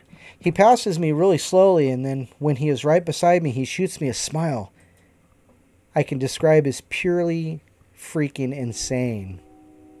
I kind of flinched and am taken aback as he rides on. That's when I realize he's riding my mom's bike. Needless to say, I sprint the hell home. When I get there, sure enough, her bike is missing and one of my car doors is open. And the back left one. I was driving and had no need to open that door. Huh. Wow. So somebody rode home with her, stole her mom's bike. Yeesh. Yeah, well, that's great. Okay. How you doing over there, buddy? I got it. I think I got it. You got it? I think so. Oh, Randy, don't go anywhere. Don't go anywhere. So if you guys are faint of heart, yes. If you have children present and don't want them to stay awake all night, and if you get freaked out by pained screaming howls, don't listen. Now, the background of the story is that some people were having problems with their house, and they called in a paranormal investigator. And he left a recorder, because basically what their claim is that they were being woken in the middle of the night by these horrible, screaming, tormented sounds. And the investigator left it for a period of 3 days, and every day would come back and check it. The first day, came back and checked, nothing. Second day, came back and checked, nothing. The third day, he came back and caught what you're about to hear. Now, I don't know what you think about this, and I don't know the person, I don't know the situation, I can't verify anything. However, I believe this is accurate, but have a listen and see what you guys think. And again, if your sound is loud, you might want to turn it down just a hair. I'll play it a couple times, or I'll let it loop a couple times. But just be warned, this is one of the scariest things I've ever most heard. Twisted sounds I've ever heard in my life. If it's legitimate, I would, if it happened to me, I would have to scrape my underwear. I mean, it'd be just a putty knife, just working it out. It's just horrible. I would definitely lose my bowels on this one. So here you go, ladies and gentlemen, the demon scream.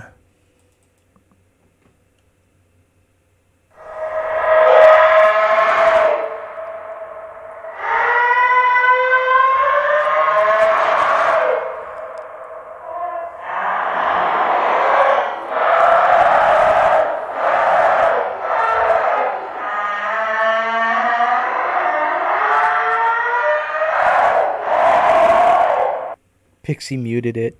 Oh, it's just horrid, isn't it? Isn't that horrid? Bad. Yeah. It is horrible. And again, I can't claim to know the people, know the investigator or anything. It's just something I found online ages ago. But it is the most pained and tortured sound I've ever heard. That's crazy. Isn't that not just creepy as hell? Oh. And just think, that's living in someone's basement. Or, well, it's just, I mean, if these things are out there, and I believe they are. I believe they are. Just, how do you wrap your head around that? How do you get to a logical place? You move the hell out. Yeah, I mean, that's one of those things that, I'd be calling Jesus to come take care of that. Jesus, you busy? Jesus, please save me. Take the wheel. Take the wheel. I mean, that's the kind of thing you don't want to do wrong. You don't want you want that thing the hell out. Yeah, so. You don't want to end up like it either. Allegedly, it's real, is all I can say. Yeah. Ladies and gentlemen, I'm not making any claims other than allegedly it's a real EVP that was recorded in a paranormal investigation years ago. But it's just very horrible. It's just such a horrible sound. But I thought I'd share it with you. It is my favorite EVP of all time. Pixie says last time they played it, it created a vortex in my basement.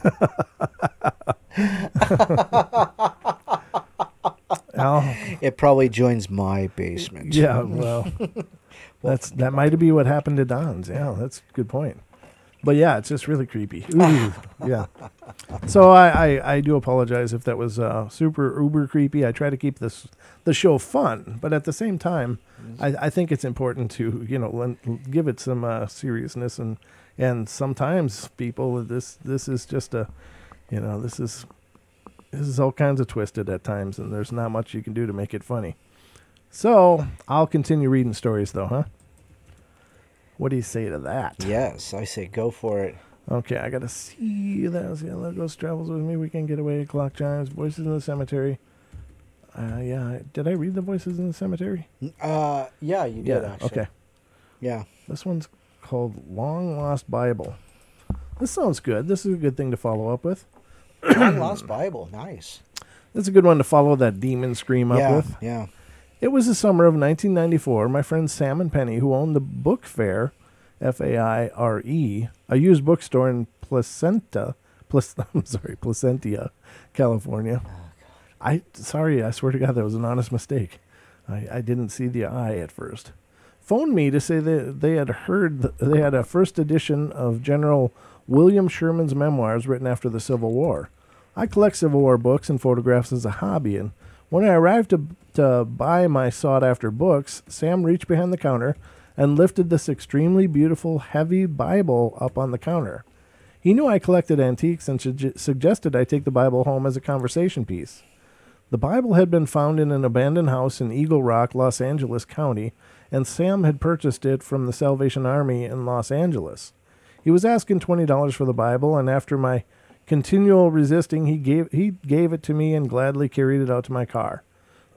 Joking, he didn't feel comfortable with it in the store, probably because he was Jewish. Yeah, that could be. I really didn't want it, but as I looked at it sitting on the passenger seat, I realized how old and beautiful it was. It was covered in rich brown leather and the Last Supper in gold carved on the leather cover. Wow, that'd be beautiful. Wow. Everything page, it says everything page. I think it says every page inside seemed to have been hand done, filled with numerous colorful and religious paintings. Inside, I found a wedding certificate, 1875, from Foxburg, Clarion County, Pennsylvania. Many personal letters, marriage, birth, death, holiday cards, tin types, old newspaper clippings that were neatly tucked away in the numerous pages. One odd thing I noticed was a page written in spirit writing, done by a psychic named Zelda in the 1920s. On the other side, someone was trying to decipher Zelda's message. The owners of the Bible were named Adams, and I put the Bible on my library table and basically forgot about it until 1997. When I was dusting I was dusting it, and I was surrounded by an extreme cold feeling and had an extreme urge to find the descendants of the Adams. I started by calling Foxburg and found it had only had a small library open 2 days a week and a fire station. Luckily, the librarian listened to me and said that the Adams were very popular in the area in the 1700s and were English. They hired Indians to stake out the area and claimed extensive areas as the Adams property. She suggested I get in touch with a young man named Richard, who was a historian in the area. Well, after talking to Richard, giving him all the information I had, he began his search, and after traveling to Washington Borough in Lancaster County, he found Mrs. Adams' grave without a headstone. This was a dead end for the both of us. I happened to look in the newspaper, the Orange County Register, and noticed a column finding missing people. I wrote the article about the Adams, and I hoped that they would publish it. They did publish it on a Sunday. 2 days later, a lady knocked on my door and told me she was the great-granddaughter of the Adams and that her grandmother had married a Palmer, a citrus rancher whose ranch was about a half-mile from my home. I invited her in and brought the Bible to her, and she began to weep, for she had not seen the Bible since 1960. She began to tell me the story. Her grandparents had sold the property for construction of homes. All valuables had been locked in the ranch house when somebody broke in to the house and stole everything, then setting the house on fire and burning it to the ground. She had never left the area and lived very close to Anaheim Hills, and her mother resided in a mobile home park within a mile of my home. Our home was built in 1962 on citrus ranch land. I was born and raised in San Bernardino County, and I realized during our conversation my grandparents, who were citrus ranchers, knew the Palmers. We moved here 2 years after the Bible was missing. Did our family spirits gently arrange the return of the Bible? I know now their forces were at work, and I made a very interesting friend, and her mother, who was suffering from dementia, regained her memory when she looked through the Bible. Wow. Where had it traveled for 34 years, only to return intact to its place of origin, where it was cherished. Wow.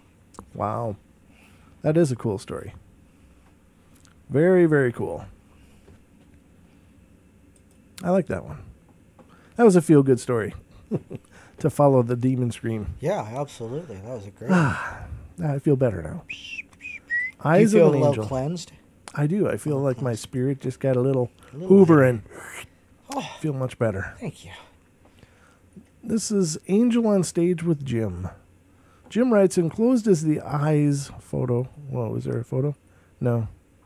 Oh, wait. Hold on. Let me look at this quick Oh. to see if there's a photo. Oh. Oh, there it is. Well, if for the sake of the story, I'll just post it. Let everybody see what they think. Mm-hmm. Okay. Angel eyes. Okay. Let me just get this up, ladies and gentlemen. I don't often know exactly what each story is going to bring, but when I do, okay. They got a nice yellow circle on there, so you can't miss the action, ladies and gentlemen. Love it when they circle stuff. All right, so this is the photo regarding this story. Jim writes, enclosed is the eyes photo. I suppose I should put it on screen, huh? There you go. Should probably put it up there, huh? There it is, ladies and gentlemen. Nice. Nice job. Thank you. Thank you very much. All right. For my next trick, I'll read the story. Here's the story of how it came to my attention. I doubt I would have ever looked at the photo twice. Otherwise, it was January 1997, and I'd been hired to perform some hunting seminars at a major outdoor recreation show in New England. I was given 2 to 3 performances a day. During the show, up on stage, my wife had taken several photos using her 35mm compact camera during the show. Some were of the audience at the seminars. During one performance, I do recall a young woman with a girl hastily exit the stage. I assume perhaps the talk of hunting had upset her, but went on with the show as always, and I thought nothing more of that incident. My wife had dropped the film off for developing the following Monday. On Wednesday evening, I believe, the woman called me on the phone. She said she was calling from somewhere in New York, and she was very upset and asked if I was the one who had done the deer hunting seminars at the show. I said I was, and she began telling a bizarre tale. She claimed that she had been in the audience at the 1 p.m. seminar I'd done that Saturday with her 7-year-old daughter. She was very upset and sobbing throughout our conversation, several times asking if I was okay. I assured her I was fine, and she continued. She claims her daughter kept asking her in whispers, "Who is the man with the angel?" She kept trying to hush her daughter, eventually not knowing just what the girl meant. Then she claims as she looked up on stage, she saw a very large, transparent, bluish-white figure looming behind me on the stage. She claims that it had golden hair and eyes, and stood well above me. I am 6 feet 2 inches tall, and she claims it floated behind me, moving slightly from side to side. She became terrified and grabbed her daughter and left, fearing for her safety. She stated on her drive home her daughter kept repeating the question, "Who is the man with the angel, Mommy?" She stated that she could not get the vision out of her mind since that time. She had obviously gone to a great deal of time and trouble to obtain my name and phone number, calling the show's promoter to get the information. I reassured the woman as best as I could and told her I was aware of the presence she'd seen and considered it harmless. She was afraid. She told me that it was some terrible premonition of death for me, and was worried sick over it. My wife was in the kitchen with me as I spoke to the woman on the phone, and at that time I asked if she had the photos back from the camera shop yet. She got out the photos, and I was amazed to see not just one, but two of the audience photos, a pair of yellow glowing eyes directly behind and above me on the stage. Some might think it was light shining through a curtain above me or behind me, but a solid wall was behind that curtain, and that was a changing area for performers. Other audiences' photos show no such lights as well. Before ending my conversation with the woman, I asked her what her daughter was describing to her, and she stated that her daughter claims to have seen a bluish angel with golden hair, eyes, and even wings. The woman was calmer when I told her the eyes had come out on film, and that I too believed it was an angel, my guardian angel, that she had seen. She was very thankful and crying with joy as she hung up the phone and stated that maybe I can finally sleep now. Anyway, that's the story, and from that day forth, along with some other evidence, I have believed that this particular spirit is indeed my angel. And there you have it. Enclosed is the photo, and there you guys have it. So, very cool. I guess I wasn't quite sure, but now that I see the photo in bigger detail, yeah, it could be something, yeah. I don't know. Well, I guess we don't. There's no way we can know. It's obviously not like two light bulbs. I mean, right. It's split between the color on the wall and whatever that side thing is. Is your microphone working? Oh, no, apparently not. Oh, okay. Hold on. Let me mute you. Let me know when you're ready. Yeah, go ahead.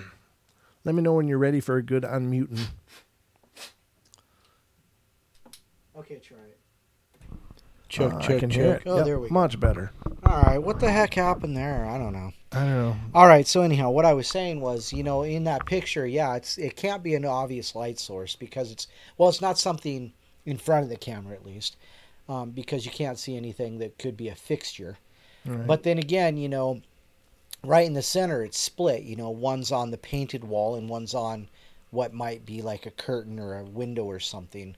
So, see what I mean? So it's like, so you can see all the way through it. Yeah, that is the curtain break there. But yeah. The only thing that I'm seeing that I'm looking, because usually if it is just a lens flare, you're going to see something bright somewhere, and it doesn't have to be even, right. around it. It can just right. be somewhere that would, reflect and bounce back. Right, wherever the light right. angle hits the lens or right. whatever it is, yeah. So it can be down here and it can cause lens flares up here, or down here and cause lens flares. But I'm not seeing anything really reflective except this one little area back here, and I'm not sure what I'm looking at, if that's really a reflective, and if it's strong enough to have created those lens flares. Well, and there's not a pattern that matches really, because it would be look a bar. Like it looks like it's like beside it or around a corner. Yeah, that may be a corner right there. Yeah, right, this exactly. could be jutting out. I'm not sure. So yeah, it's very peculiar. I can't necessarily explain what it is, and I'm certainly not prepared to say it isn't either. So, I hope so. I hope that's a good capture. I love seeing evidence, as it were. Just my 2 cents. Again, I agree. Excuse me, getting froggy. Been reading a bunch, ladies and gentlemen. But that was a good story, I guess. It was. I don't know why the woman was so emotional, though. That's a little much. Well, it was her guardian angel. Or his, yeah, whatever the case is. Friendly monk ghost. Let's learn about that, shall we, ladies and gentlemen? Yes, a friendly monk ghost. Oh, yes. More pictures. Oh, computer-generated artwork. Yeah, no. I'm not going to worry about showing that. Yeah, no, don't worry about that. All right, so let's just read the story. We live in a 17th century farmhouse near Mold, M-O-L-D, in North Wales, UK. Okay. We moved into the house in February 1997. We soon became aware of the apparent presence of a friendly ghostly monk. We called him Brother Dolly, D-O-L-I, short for Adolphus. We heard footsteps on the staircase and landing at all times of the day and night. We also experienced something sitting on the end of the bed at night and shuffling around as if to get comfortable. We have seen our spook on a few occasions. Since January 1999, Brother Dolly has communicated by stains and carvings on our walls and woodwork. Huh. These are in the shape of Welsh religious words, crosses, and monks. The phenomenon is ongoing, and scarcely a week goes by without another stain or carving. Sorry. We have made... hold on a sec. We have made... Where the hell was it? We have made 3 TV films about the strange events in our home. One TV researcher was also a Welsh sensitive who claimed to be able to communicate with our monk, and he told us that Brother Dolly was murdered on the riverbank outside of our house in 1613. Wow. The deed was committed by a soldier on horseback. Our monk felt our family would be sympathetic towards him, and he has a particular affinity with our 15-year-old son, John Paul. John Paul has Down syndrome and claims to see Brother Dolly all the time. Obviously, one must question this due to his learning difficulties. We cannot verify this statement. However, we have been told that people like John Paul are more in tune with the phenomenon like this. And I would agree with that. One remarkable spin-off is that my newfound talent for the computer-assisted art. So basically they're promoting their own art then. Oh, yeah. So, yeah, I mean, certainly if something tragic like that did happen, I mean, that's one thing with people making extraordinary claims like psychic stuff. So Right. those kind of things should be documented somewhere. So you should be able to, whether it's the church archives or whatever, should have some mention of a monk getting slain outside of a monastery. Yeah, you would definitely think that would be a part of, So, I mean, that is history. verifiable, but it doesn't look like they put any effort into doing that. They're just accepting a psychic's word. And I'm not saying don't trust psychics, ladies and gentlemen, but I think that authenticating a claim is important, especially when you're going to publicly make that claim after that you have a obligation to some due diligence. I'm really froggy. Sorry. It looked like Brent, not Froggy. Well, I got that going for me. Gosh, Piggy. Unless looking like Brent's bad. I don't know. I don't know how you meant that, Don. Yeah. So, anyway, I really am losing my voice here. It's just a really froggy throat. Sorry. Can you read something, Don? Sure, I can read a few things. Let's see here. This insane flinch bike ride. Okay, skip that one. I was standing on my balcony when I saw some drunk guy flash in front of my eyes. I was on the 10th floor, and apparently he fell over. Okay. What is it with these people Where are you jumping finding and these I don't stories? know. I don't know. Let me try this one. Wow. Yeah. So, I watched this guy. He just flew right past me as I was standing on the balcony of this hotel. Okay. Well, let's try this. Okay. To do Greyfriars Cemetery. Greyfriars Cemetery in Edinburgh is home to a ghost that has a terrible reputation. It's the location of the tomb of George Mackenzie, a 17th century Scottish lawyer. He was responsible for 18,000 opponents of King Charles II being put to death, which earned him the nickname Bloody Mackenzie. No kidding. Back in 1999, a homeless man broke into the tomb in order to find shelter from the cold. When he climbed into the coffin, it all went wrong. Go figure. The coffin crumbled all over the terrified man, and he ended up running away, covered in dust of the long dead man. Ugh. This thoroughly terrified a dog walker who probably thought he was seeing a ghost, but the real ghosts were yet to come. People soon started making claims about the unusual activity around the tomb. The city council closed the cemetery to the public until a local tour guide, Jan Andrew Henderson, set up an official ghost tour. Since then, 350 people claim to have been attacked by a poltergeist around the tomb. Jeez. There have been stories of broken bones caused by the spirit, and 170 people have passed out during the tour. There's another grave at Greyfriar that could well be the cause of the evil force. Harry Potter fans have been visiting the cemetery to lay messages on the grave of a man named Tom Riddle. Riddell, the original name of Lord Voldemort. And that's a different spelling, but okay. It is, yeah. J.K. Rowling has said that the grave may well have been a subconscious influence in her choice of name. Or perhaps Thomas Riddle really was an evil wizard, and really, Rollins knows more than she's letting on. No, you know what? I think it was just cheap PR for that. So, but anyhow, so yeah, that's interesting. Yeah, a lawyer breaking bones and making people pass out. I doubt that really has anything to really do with the Thomas Riddle grave, but whatever. The Black Monk of Pontefract. I'm not sure if I'm saying that right. An unassuming semi-detached house in England, in the English market town of Pontefract, was the host of the most violent poltergeist haunting in European history. In the 1970s, according to some sources, time out, the 1970s, that was like Ed and Lauren Warren time. Yeah, So, Ed and Lorraine. Yeah, Ed and Lorraine, yeah. Oh, wait, you know what? Yeah, they did investigate one over in England that it was one. Yeah. They made one of the movies out of it. So anyhow, wow, okay, yeah. So there must just have been a rash in the 70s of poltergeist activity. Anyhow, the ghost was known as the Pontefract Poltergeist, but was also nicknamed the Black Monk of Pontefract. I have no idea if I'm saying that right. Due to the belief that it was the spirit of a monk killed in the 16th century.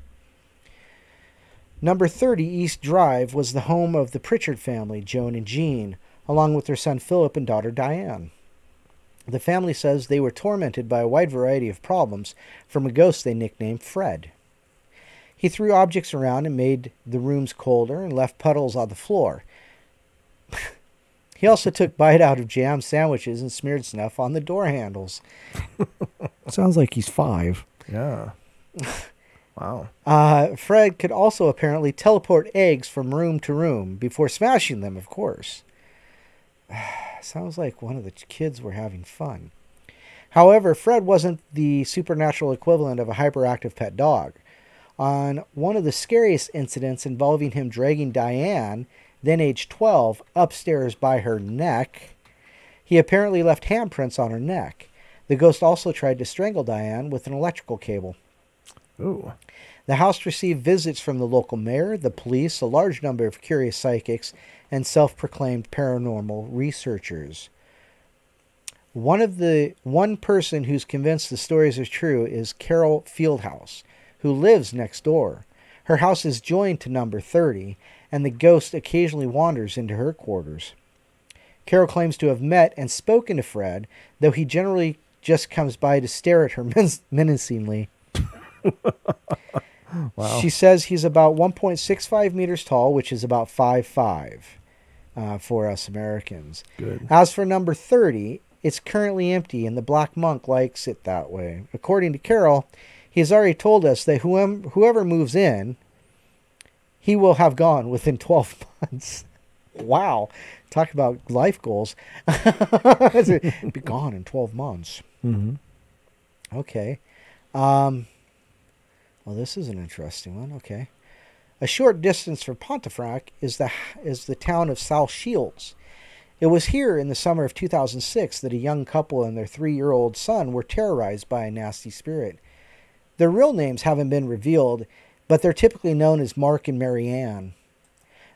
The haunting began in 2005 with the otherworldly feng shui, typical of poltergeist infestations. Ooh. The spirit stacked chairs, moved chests of drawers, and slammed doors. This wasn't any old ghost. It was malicious, and it meant business. And it had access to something the family couldn't count on: small, cuddly toys. You damn toys. One night in bed, Mary Ann felt her son's toy dog hit her in the back of the head. She sat up and turned on lights just in time to see a second stuffed dog flying in her direction. The couple cowered under the duvet, but felt something trying to pull it away.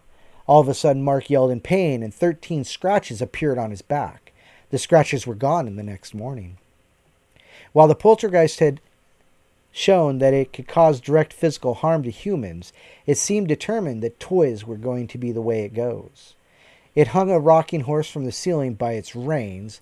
Then it placed a large cuddly rabbit in a chair on top of the stairs, with a sharp box cutter in its adorable paws.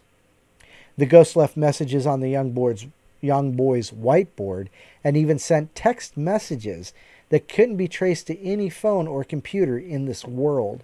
They were typically threatening messages like, "You're dead." Even the couple's 3-year-old son sometimes went missing. Don't screw with the kids. That's messed up. He would be found hiding in random parts of the house, cuddled up with his blanket. They found him in a closet once, hiding under a plastic table at another time. That's the thing that all children of that age manage by themselves. But the couple blamed the infernal house guest. The family called in a paranormal researcher by the name of Mike Hallowell and Darren Ritson. The experts determined that even though Mark was the sort of person who seemed like he liked to play pranks, the ghost was real. So they actually looked at the dad first. Then they wrote a book about it. Among the things you can see on the book's website are pictures of plastic bottles poised in an impossible way and a message on a magnetic drawing toy that says, "Just go now." Wow, that's kind of cool. Very cool. That was pretty cool, man. Yeah, I love the picture they used for this poltergeist, the cute cuddly. There's like a picture of a koala bear that's missing like an ear. A stuffed koala bear that's missing an ear, and it's kind of red. And then there's another little tiny bear, and it looks like its stomach's gashed open, and it's red. Speaking of koalas, Ken, how's your koala doing, buddy? You have to let us know. Ladies and gentlemen, in case you aren't aware, and I guess how could you be, but our listener, Ken, is from Australia, and he has had a koala bear hanging out by his house for the better part of 6 months now anyway, and that's what an awesome opportunity and what a cool experience. And he also has posted many pictures of him being right next to it, so very, very cool. Yeah. But I haven't heard anything for a long time, so looking for an update, Ken. He said, he's hibernating now. Really? Is it hibernating time over there yet? Well, yeah, they're opposite us because we're going into summer. I know, but I mean, it felt like summer just started like yesterday. Yeah, but what kind of winters do you get in Australia? Yeah, I don't know. I'll have to research that a little bit, yeah, definitely that. Ken, let us know. But I didn't realize they'd be hibernating already. And is he in the house or? No, I'm just kidding. He's hibernating on Ken's couch. Wow, it just popped up on my screen that he was hibernating, and it's already on your screen. I wonder why I'm so far behind. Maybe it's because Jimmy Jean from Into the Microcosm spamming the chat. Oh, is he? Hey, buddy, how you doing? Good to see you, Jimmy. It's nice. Yeah, I saw his name pop up and like, I got to remember to remind people, but it's like, it's not Friday or Saturday. I was going to say that too. I was like, I thought about it. I was thinking, we'll make sure to pitch Jimmy's show at the end of, no. Today's Wednesday. Ladies and gentlemen, be sure to stick around after the broadcast for Into the Microcosm with Jimmy Jean. Coming up next. Just not on TFR, iHeart, TuneIn, and TalkStream. And on Saturday and Friday. Friday and Saturday, yes. All right. So that's my radio There voice. You go. So there's the coverage for the weekend, Jimmy. Yeah. So in case we miss it another time, we did that one pro bono. Yeah. So anyway, ladies and gentlemen, that's 9:15. We've been at it for a couple hours. Wow. 2 hours really? and 12 minutes, almost 2 hours and 13 minutes. Okay, so we still have 29 watchers, 29 people watching, but should we only continue? 20 people. Oh, yeah, you guys got to hit that like button. Totally. Yeah, come on. Time to what do we got to do? What do we got to do? Dance behind the screen?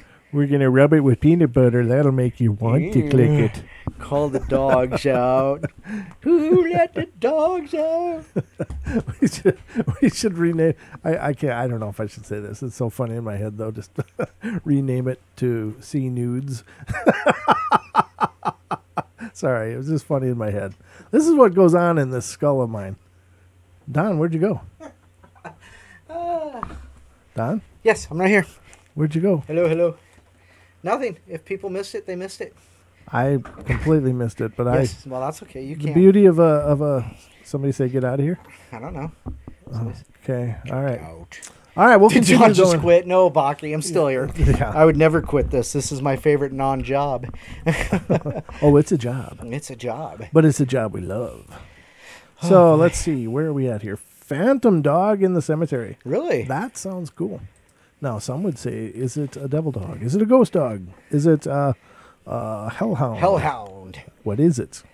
Is it a grim? Who knows? Let's see. A grim. Oh, man, I hate when they start out with all this one. This experience I had was at the Old City Cemetery in Sacto, S-A-C-T-O, on August 13th.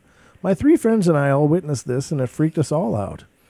The psychic tour was in progress at the Old City Cemetery in Sacramento on August 13th, 1999. So this is going into the Wayback Machine.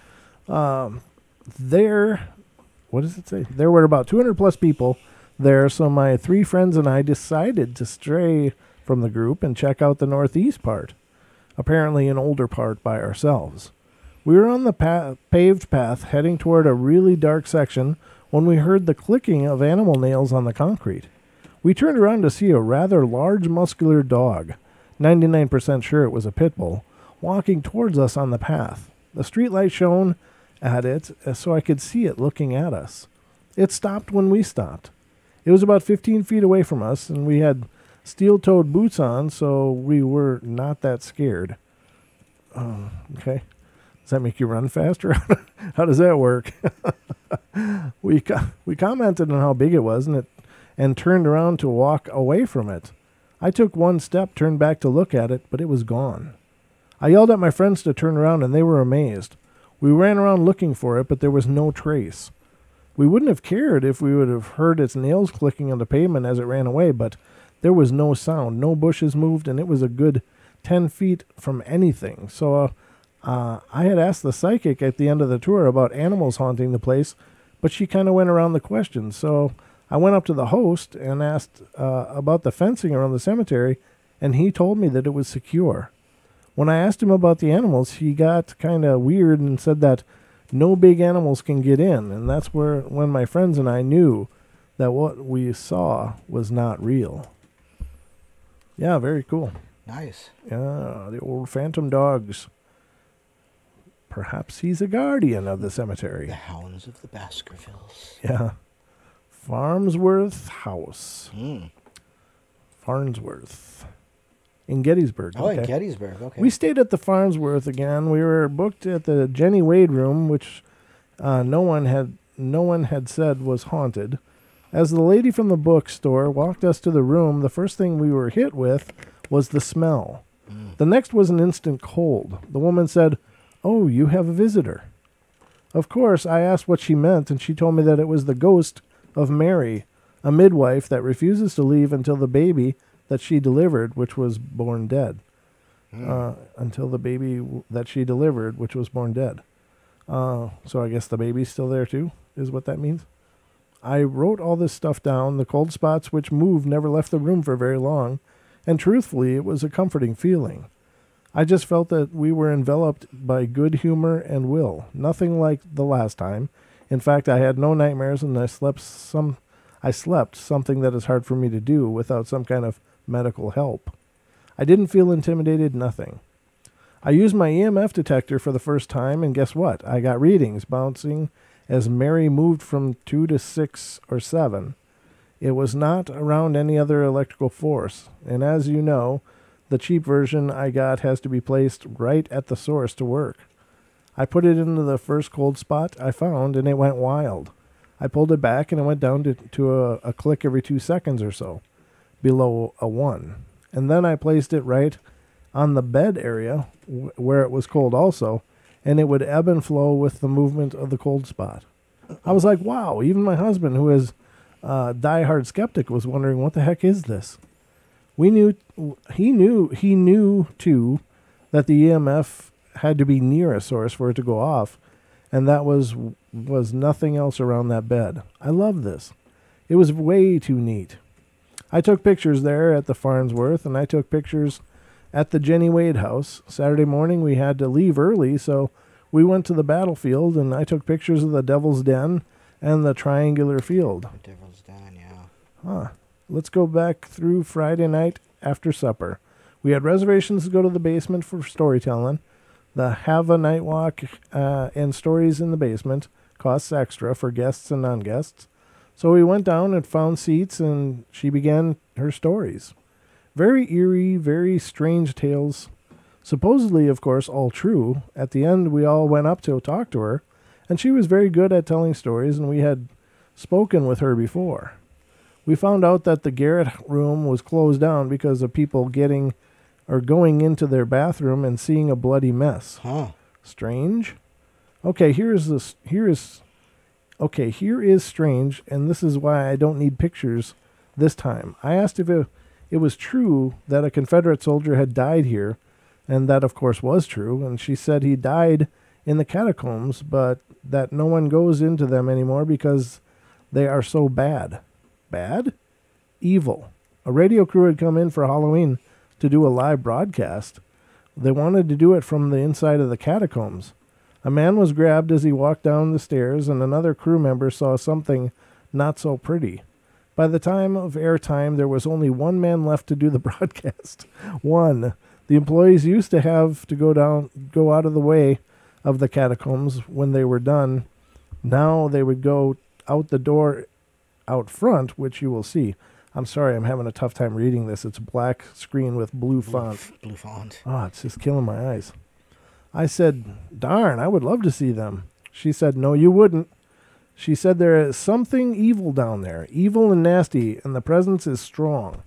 I kind of scoffed at what she was saying. I asked if I could open the door, and she said, be my guest, but that she would not touch the door. I told my husband to open the door.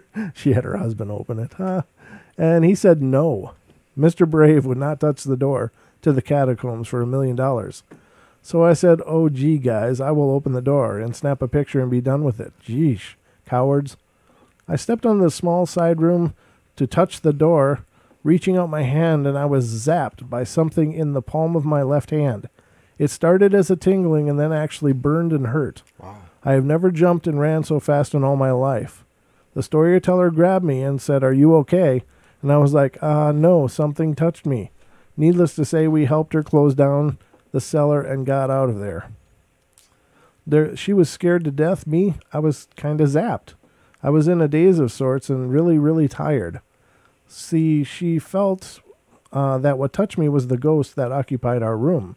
Mary. She felt that Mary was warning me to keep out because, drum roll please, as I was reaching at my hand and calling them chickens, the smell of roses, lavender, traveled in the air past my husband, past the storyteller's face, into that section with me. I smelled nothing, kind of like someone scolding and saying, don't touch. It will burn. Then the storyteller insisted that it was Mary, maybe wanted me to believe it. I'm not sure, but I felt touched by this thing. And it was not a pleasant feeling. It was like someone telling me that I had better not try and come in. Evil. I went back to the room and slept like a baby. Huh. See, my husband even told me yesterday that he hadn't wanted to say anything, but right before I went to stretch my hand out to touch the door, the strong odor of roses was in the air. He didn't want to tell me and have me not sleep. I don't think he should have worried. I was out like a candle. No fear this time. I was told the activity at the Farnsworth house has increased, that they went from 3 ghosts to 14 now. The spirits are agitated, and they feel it is because of what is in the basement. Oh, and if anyone visits Farnsworth, get a picture or two of the canal running through the middle of the garden outside in the yard. I was told that quite a few soldiers lost their life there after they were wounded and could not get out to save themselves, so when it rained, they were drowned by the rising waters. That's horrible. Okay, so cool stories. Gettysburg is no joke. I mean, that's... Yeah, definitely not that. As far as energy imprints goes, there's probably not another place in the U.S. that has quite as much. There's been tragic things all over the nation, of course, and into the Native American, wipeouts that were just horrible. Right. Just abominations. But, there's... Gettysburg, I think, is by far the biggest loss of life in a brutal way. Those people didn't die fast. They died really slow and painfully. Musket balls don't kill quick. No. They just kind of smash their way through and tear, and it's just a grotesque death. So, just my 2 cents. But the evening's wearing on, ladies and gentlemen. So, how you doing? I'm doing well. However, it is wearing on. It is 9:27 for me. Yeah, well, it's for me too. Sitting right next to you, it's also 9:27 here, and I'm still losing my voice. So I think this is probably where we're going to wrap it up, ladies and gentlemen. But thank you so much for being here, and thank you for, I don't know, making this all worthwhile and making it fun. And thank you to our loyal listeners. You guys are amazing, and thanks for always showing up and being a part of this. Because, I mean, just look at the laughter and the fun we've had tonight. This is just amazing. Yeah. Is it any wonder we keep coming back, Don? No, actually, it's not. And no encore today for the Black Legumes because we did not reach 25 likes, even though we needed 26. So, Ooh. Sucks to be you. Don keeps putting rules on things. You're making people earn it up in here. Yeah, you got it. You got to earn those encores.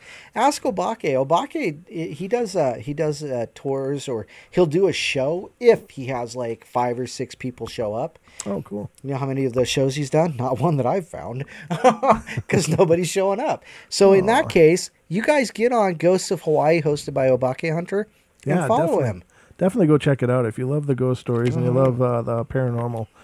Ghosts of Hawaii group on Facebook is just amazing, and he's also got a YouTube channel. And in case you missed the time when he was on the show, he also has a haunted doll. Yeah, he has 2 now. 2, that's right. He's got the male one. I haven't heard what's going on with that. I haven't heard anything lately either. But we'll be looking for updates, Mr. Obake. But definitely go check out what he's done. He's done a fantastic job, and of course his appearance on the show was amazing. And he's just one of those guys that can tell a great story, and he, you can tell he's just so passionate and is fully invested into what he's doing. So follow the man, check him out. He's well worth your time, and he's a good friend of ours and a great supporter of what we're doing here on the Portal. So we love you, brother. Thanks a bunch, and we love you all. Thank you all so much for being here again, and we'll be back on Friday night, and then remember Saturday night, Deb Varner will be joining us, and we'll be doing free psychic readings to callers of the Portal. So don't miss those shows. No. And we love you dearly. Have a great rest of your week. Remember, it's Hump Day's Eve. It's all downhill from here. That's right. So take care, everybody. Be good, and we'll see you soon. And be sure to subscribe if you haven't. Follow us on Facebook. You know the whole deal. Make sure to YouTube. We need the YouTube. Yeah. Spread the word about the YouTube thing. Yeah, we definitely need the subscribers, ladies and gentlemen. Absolutely. All right. We'll see you guys. Thanks again. Have a good night.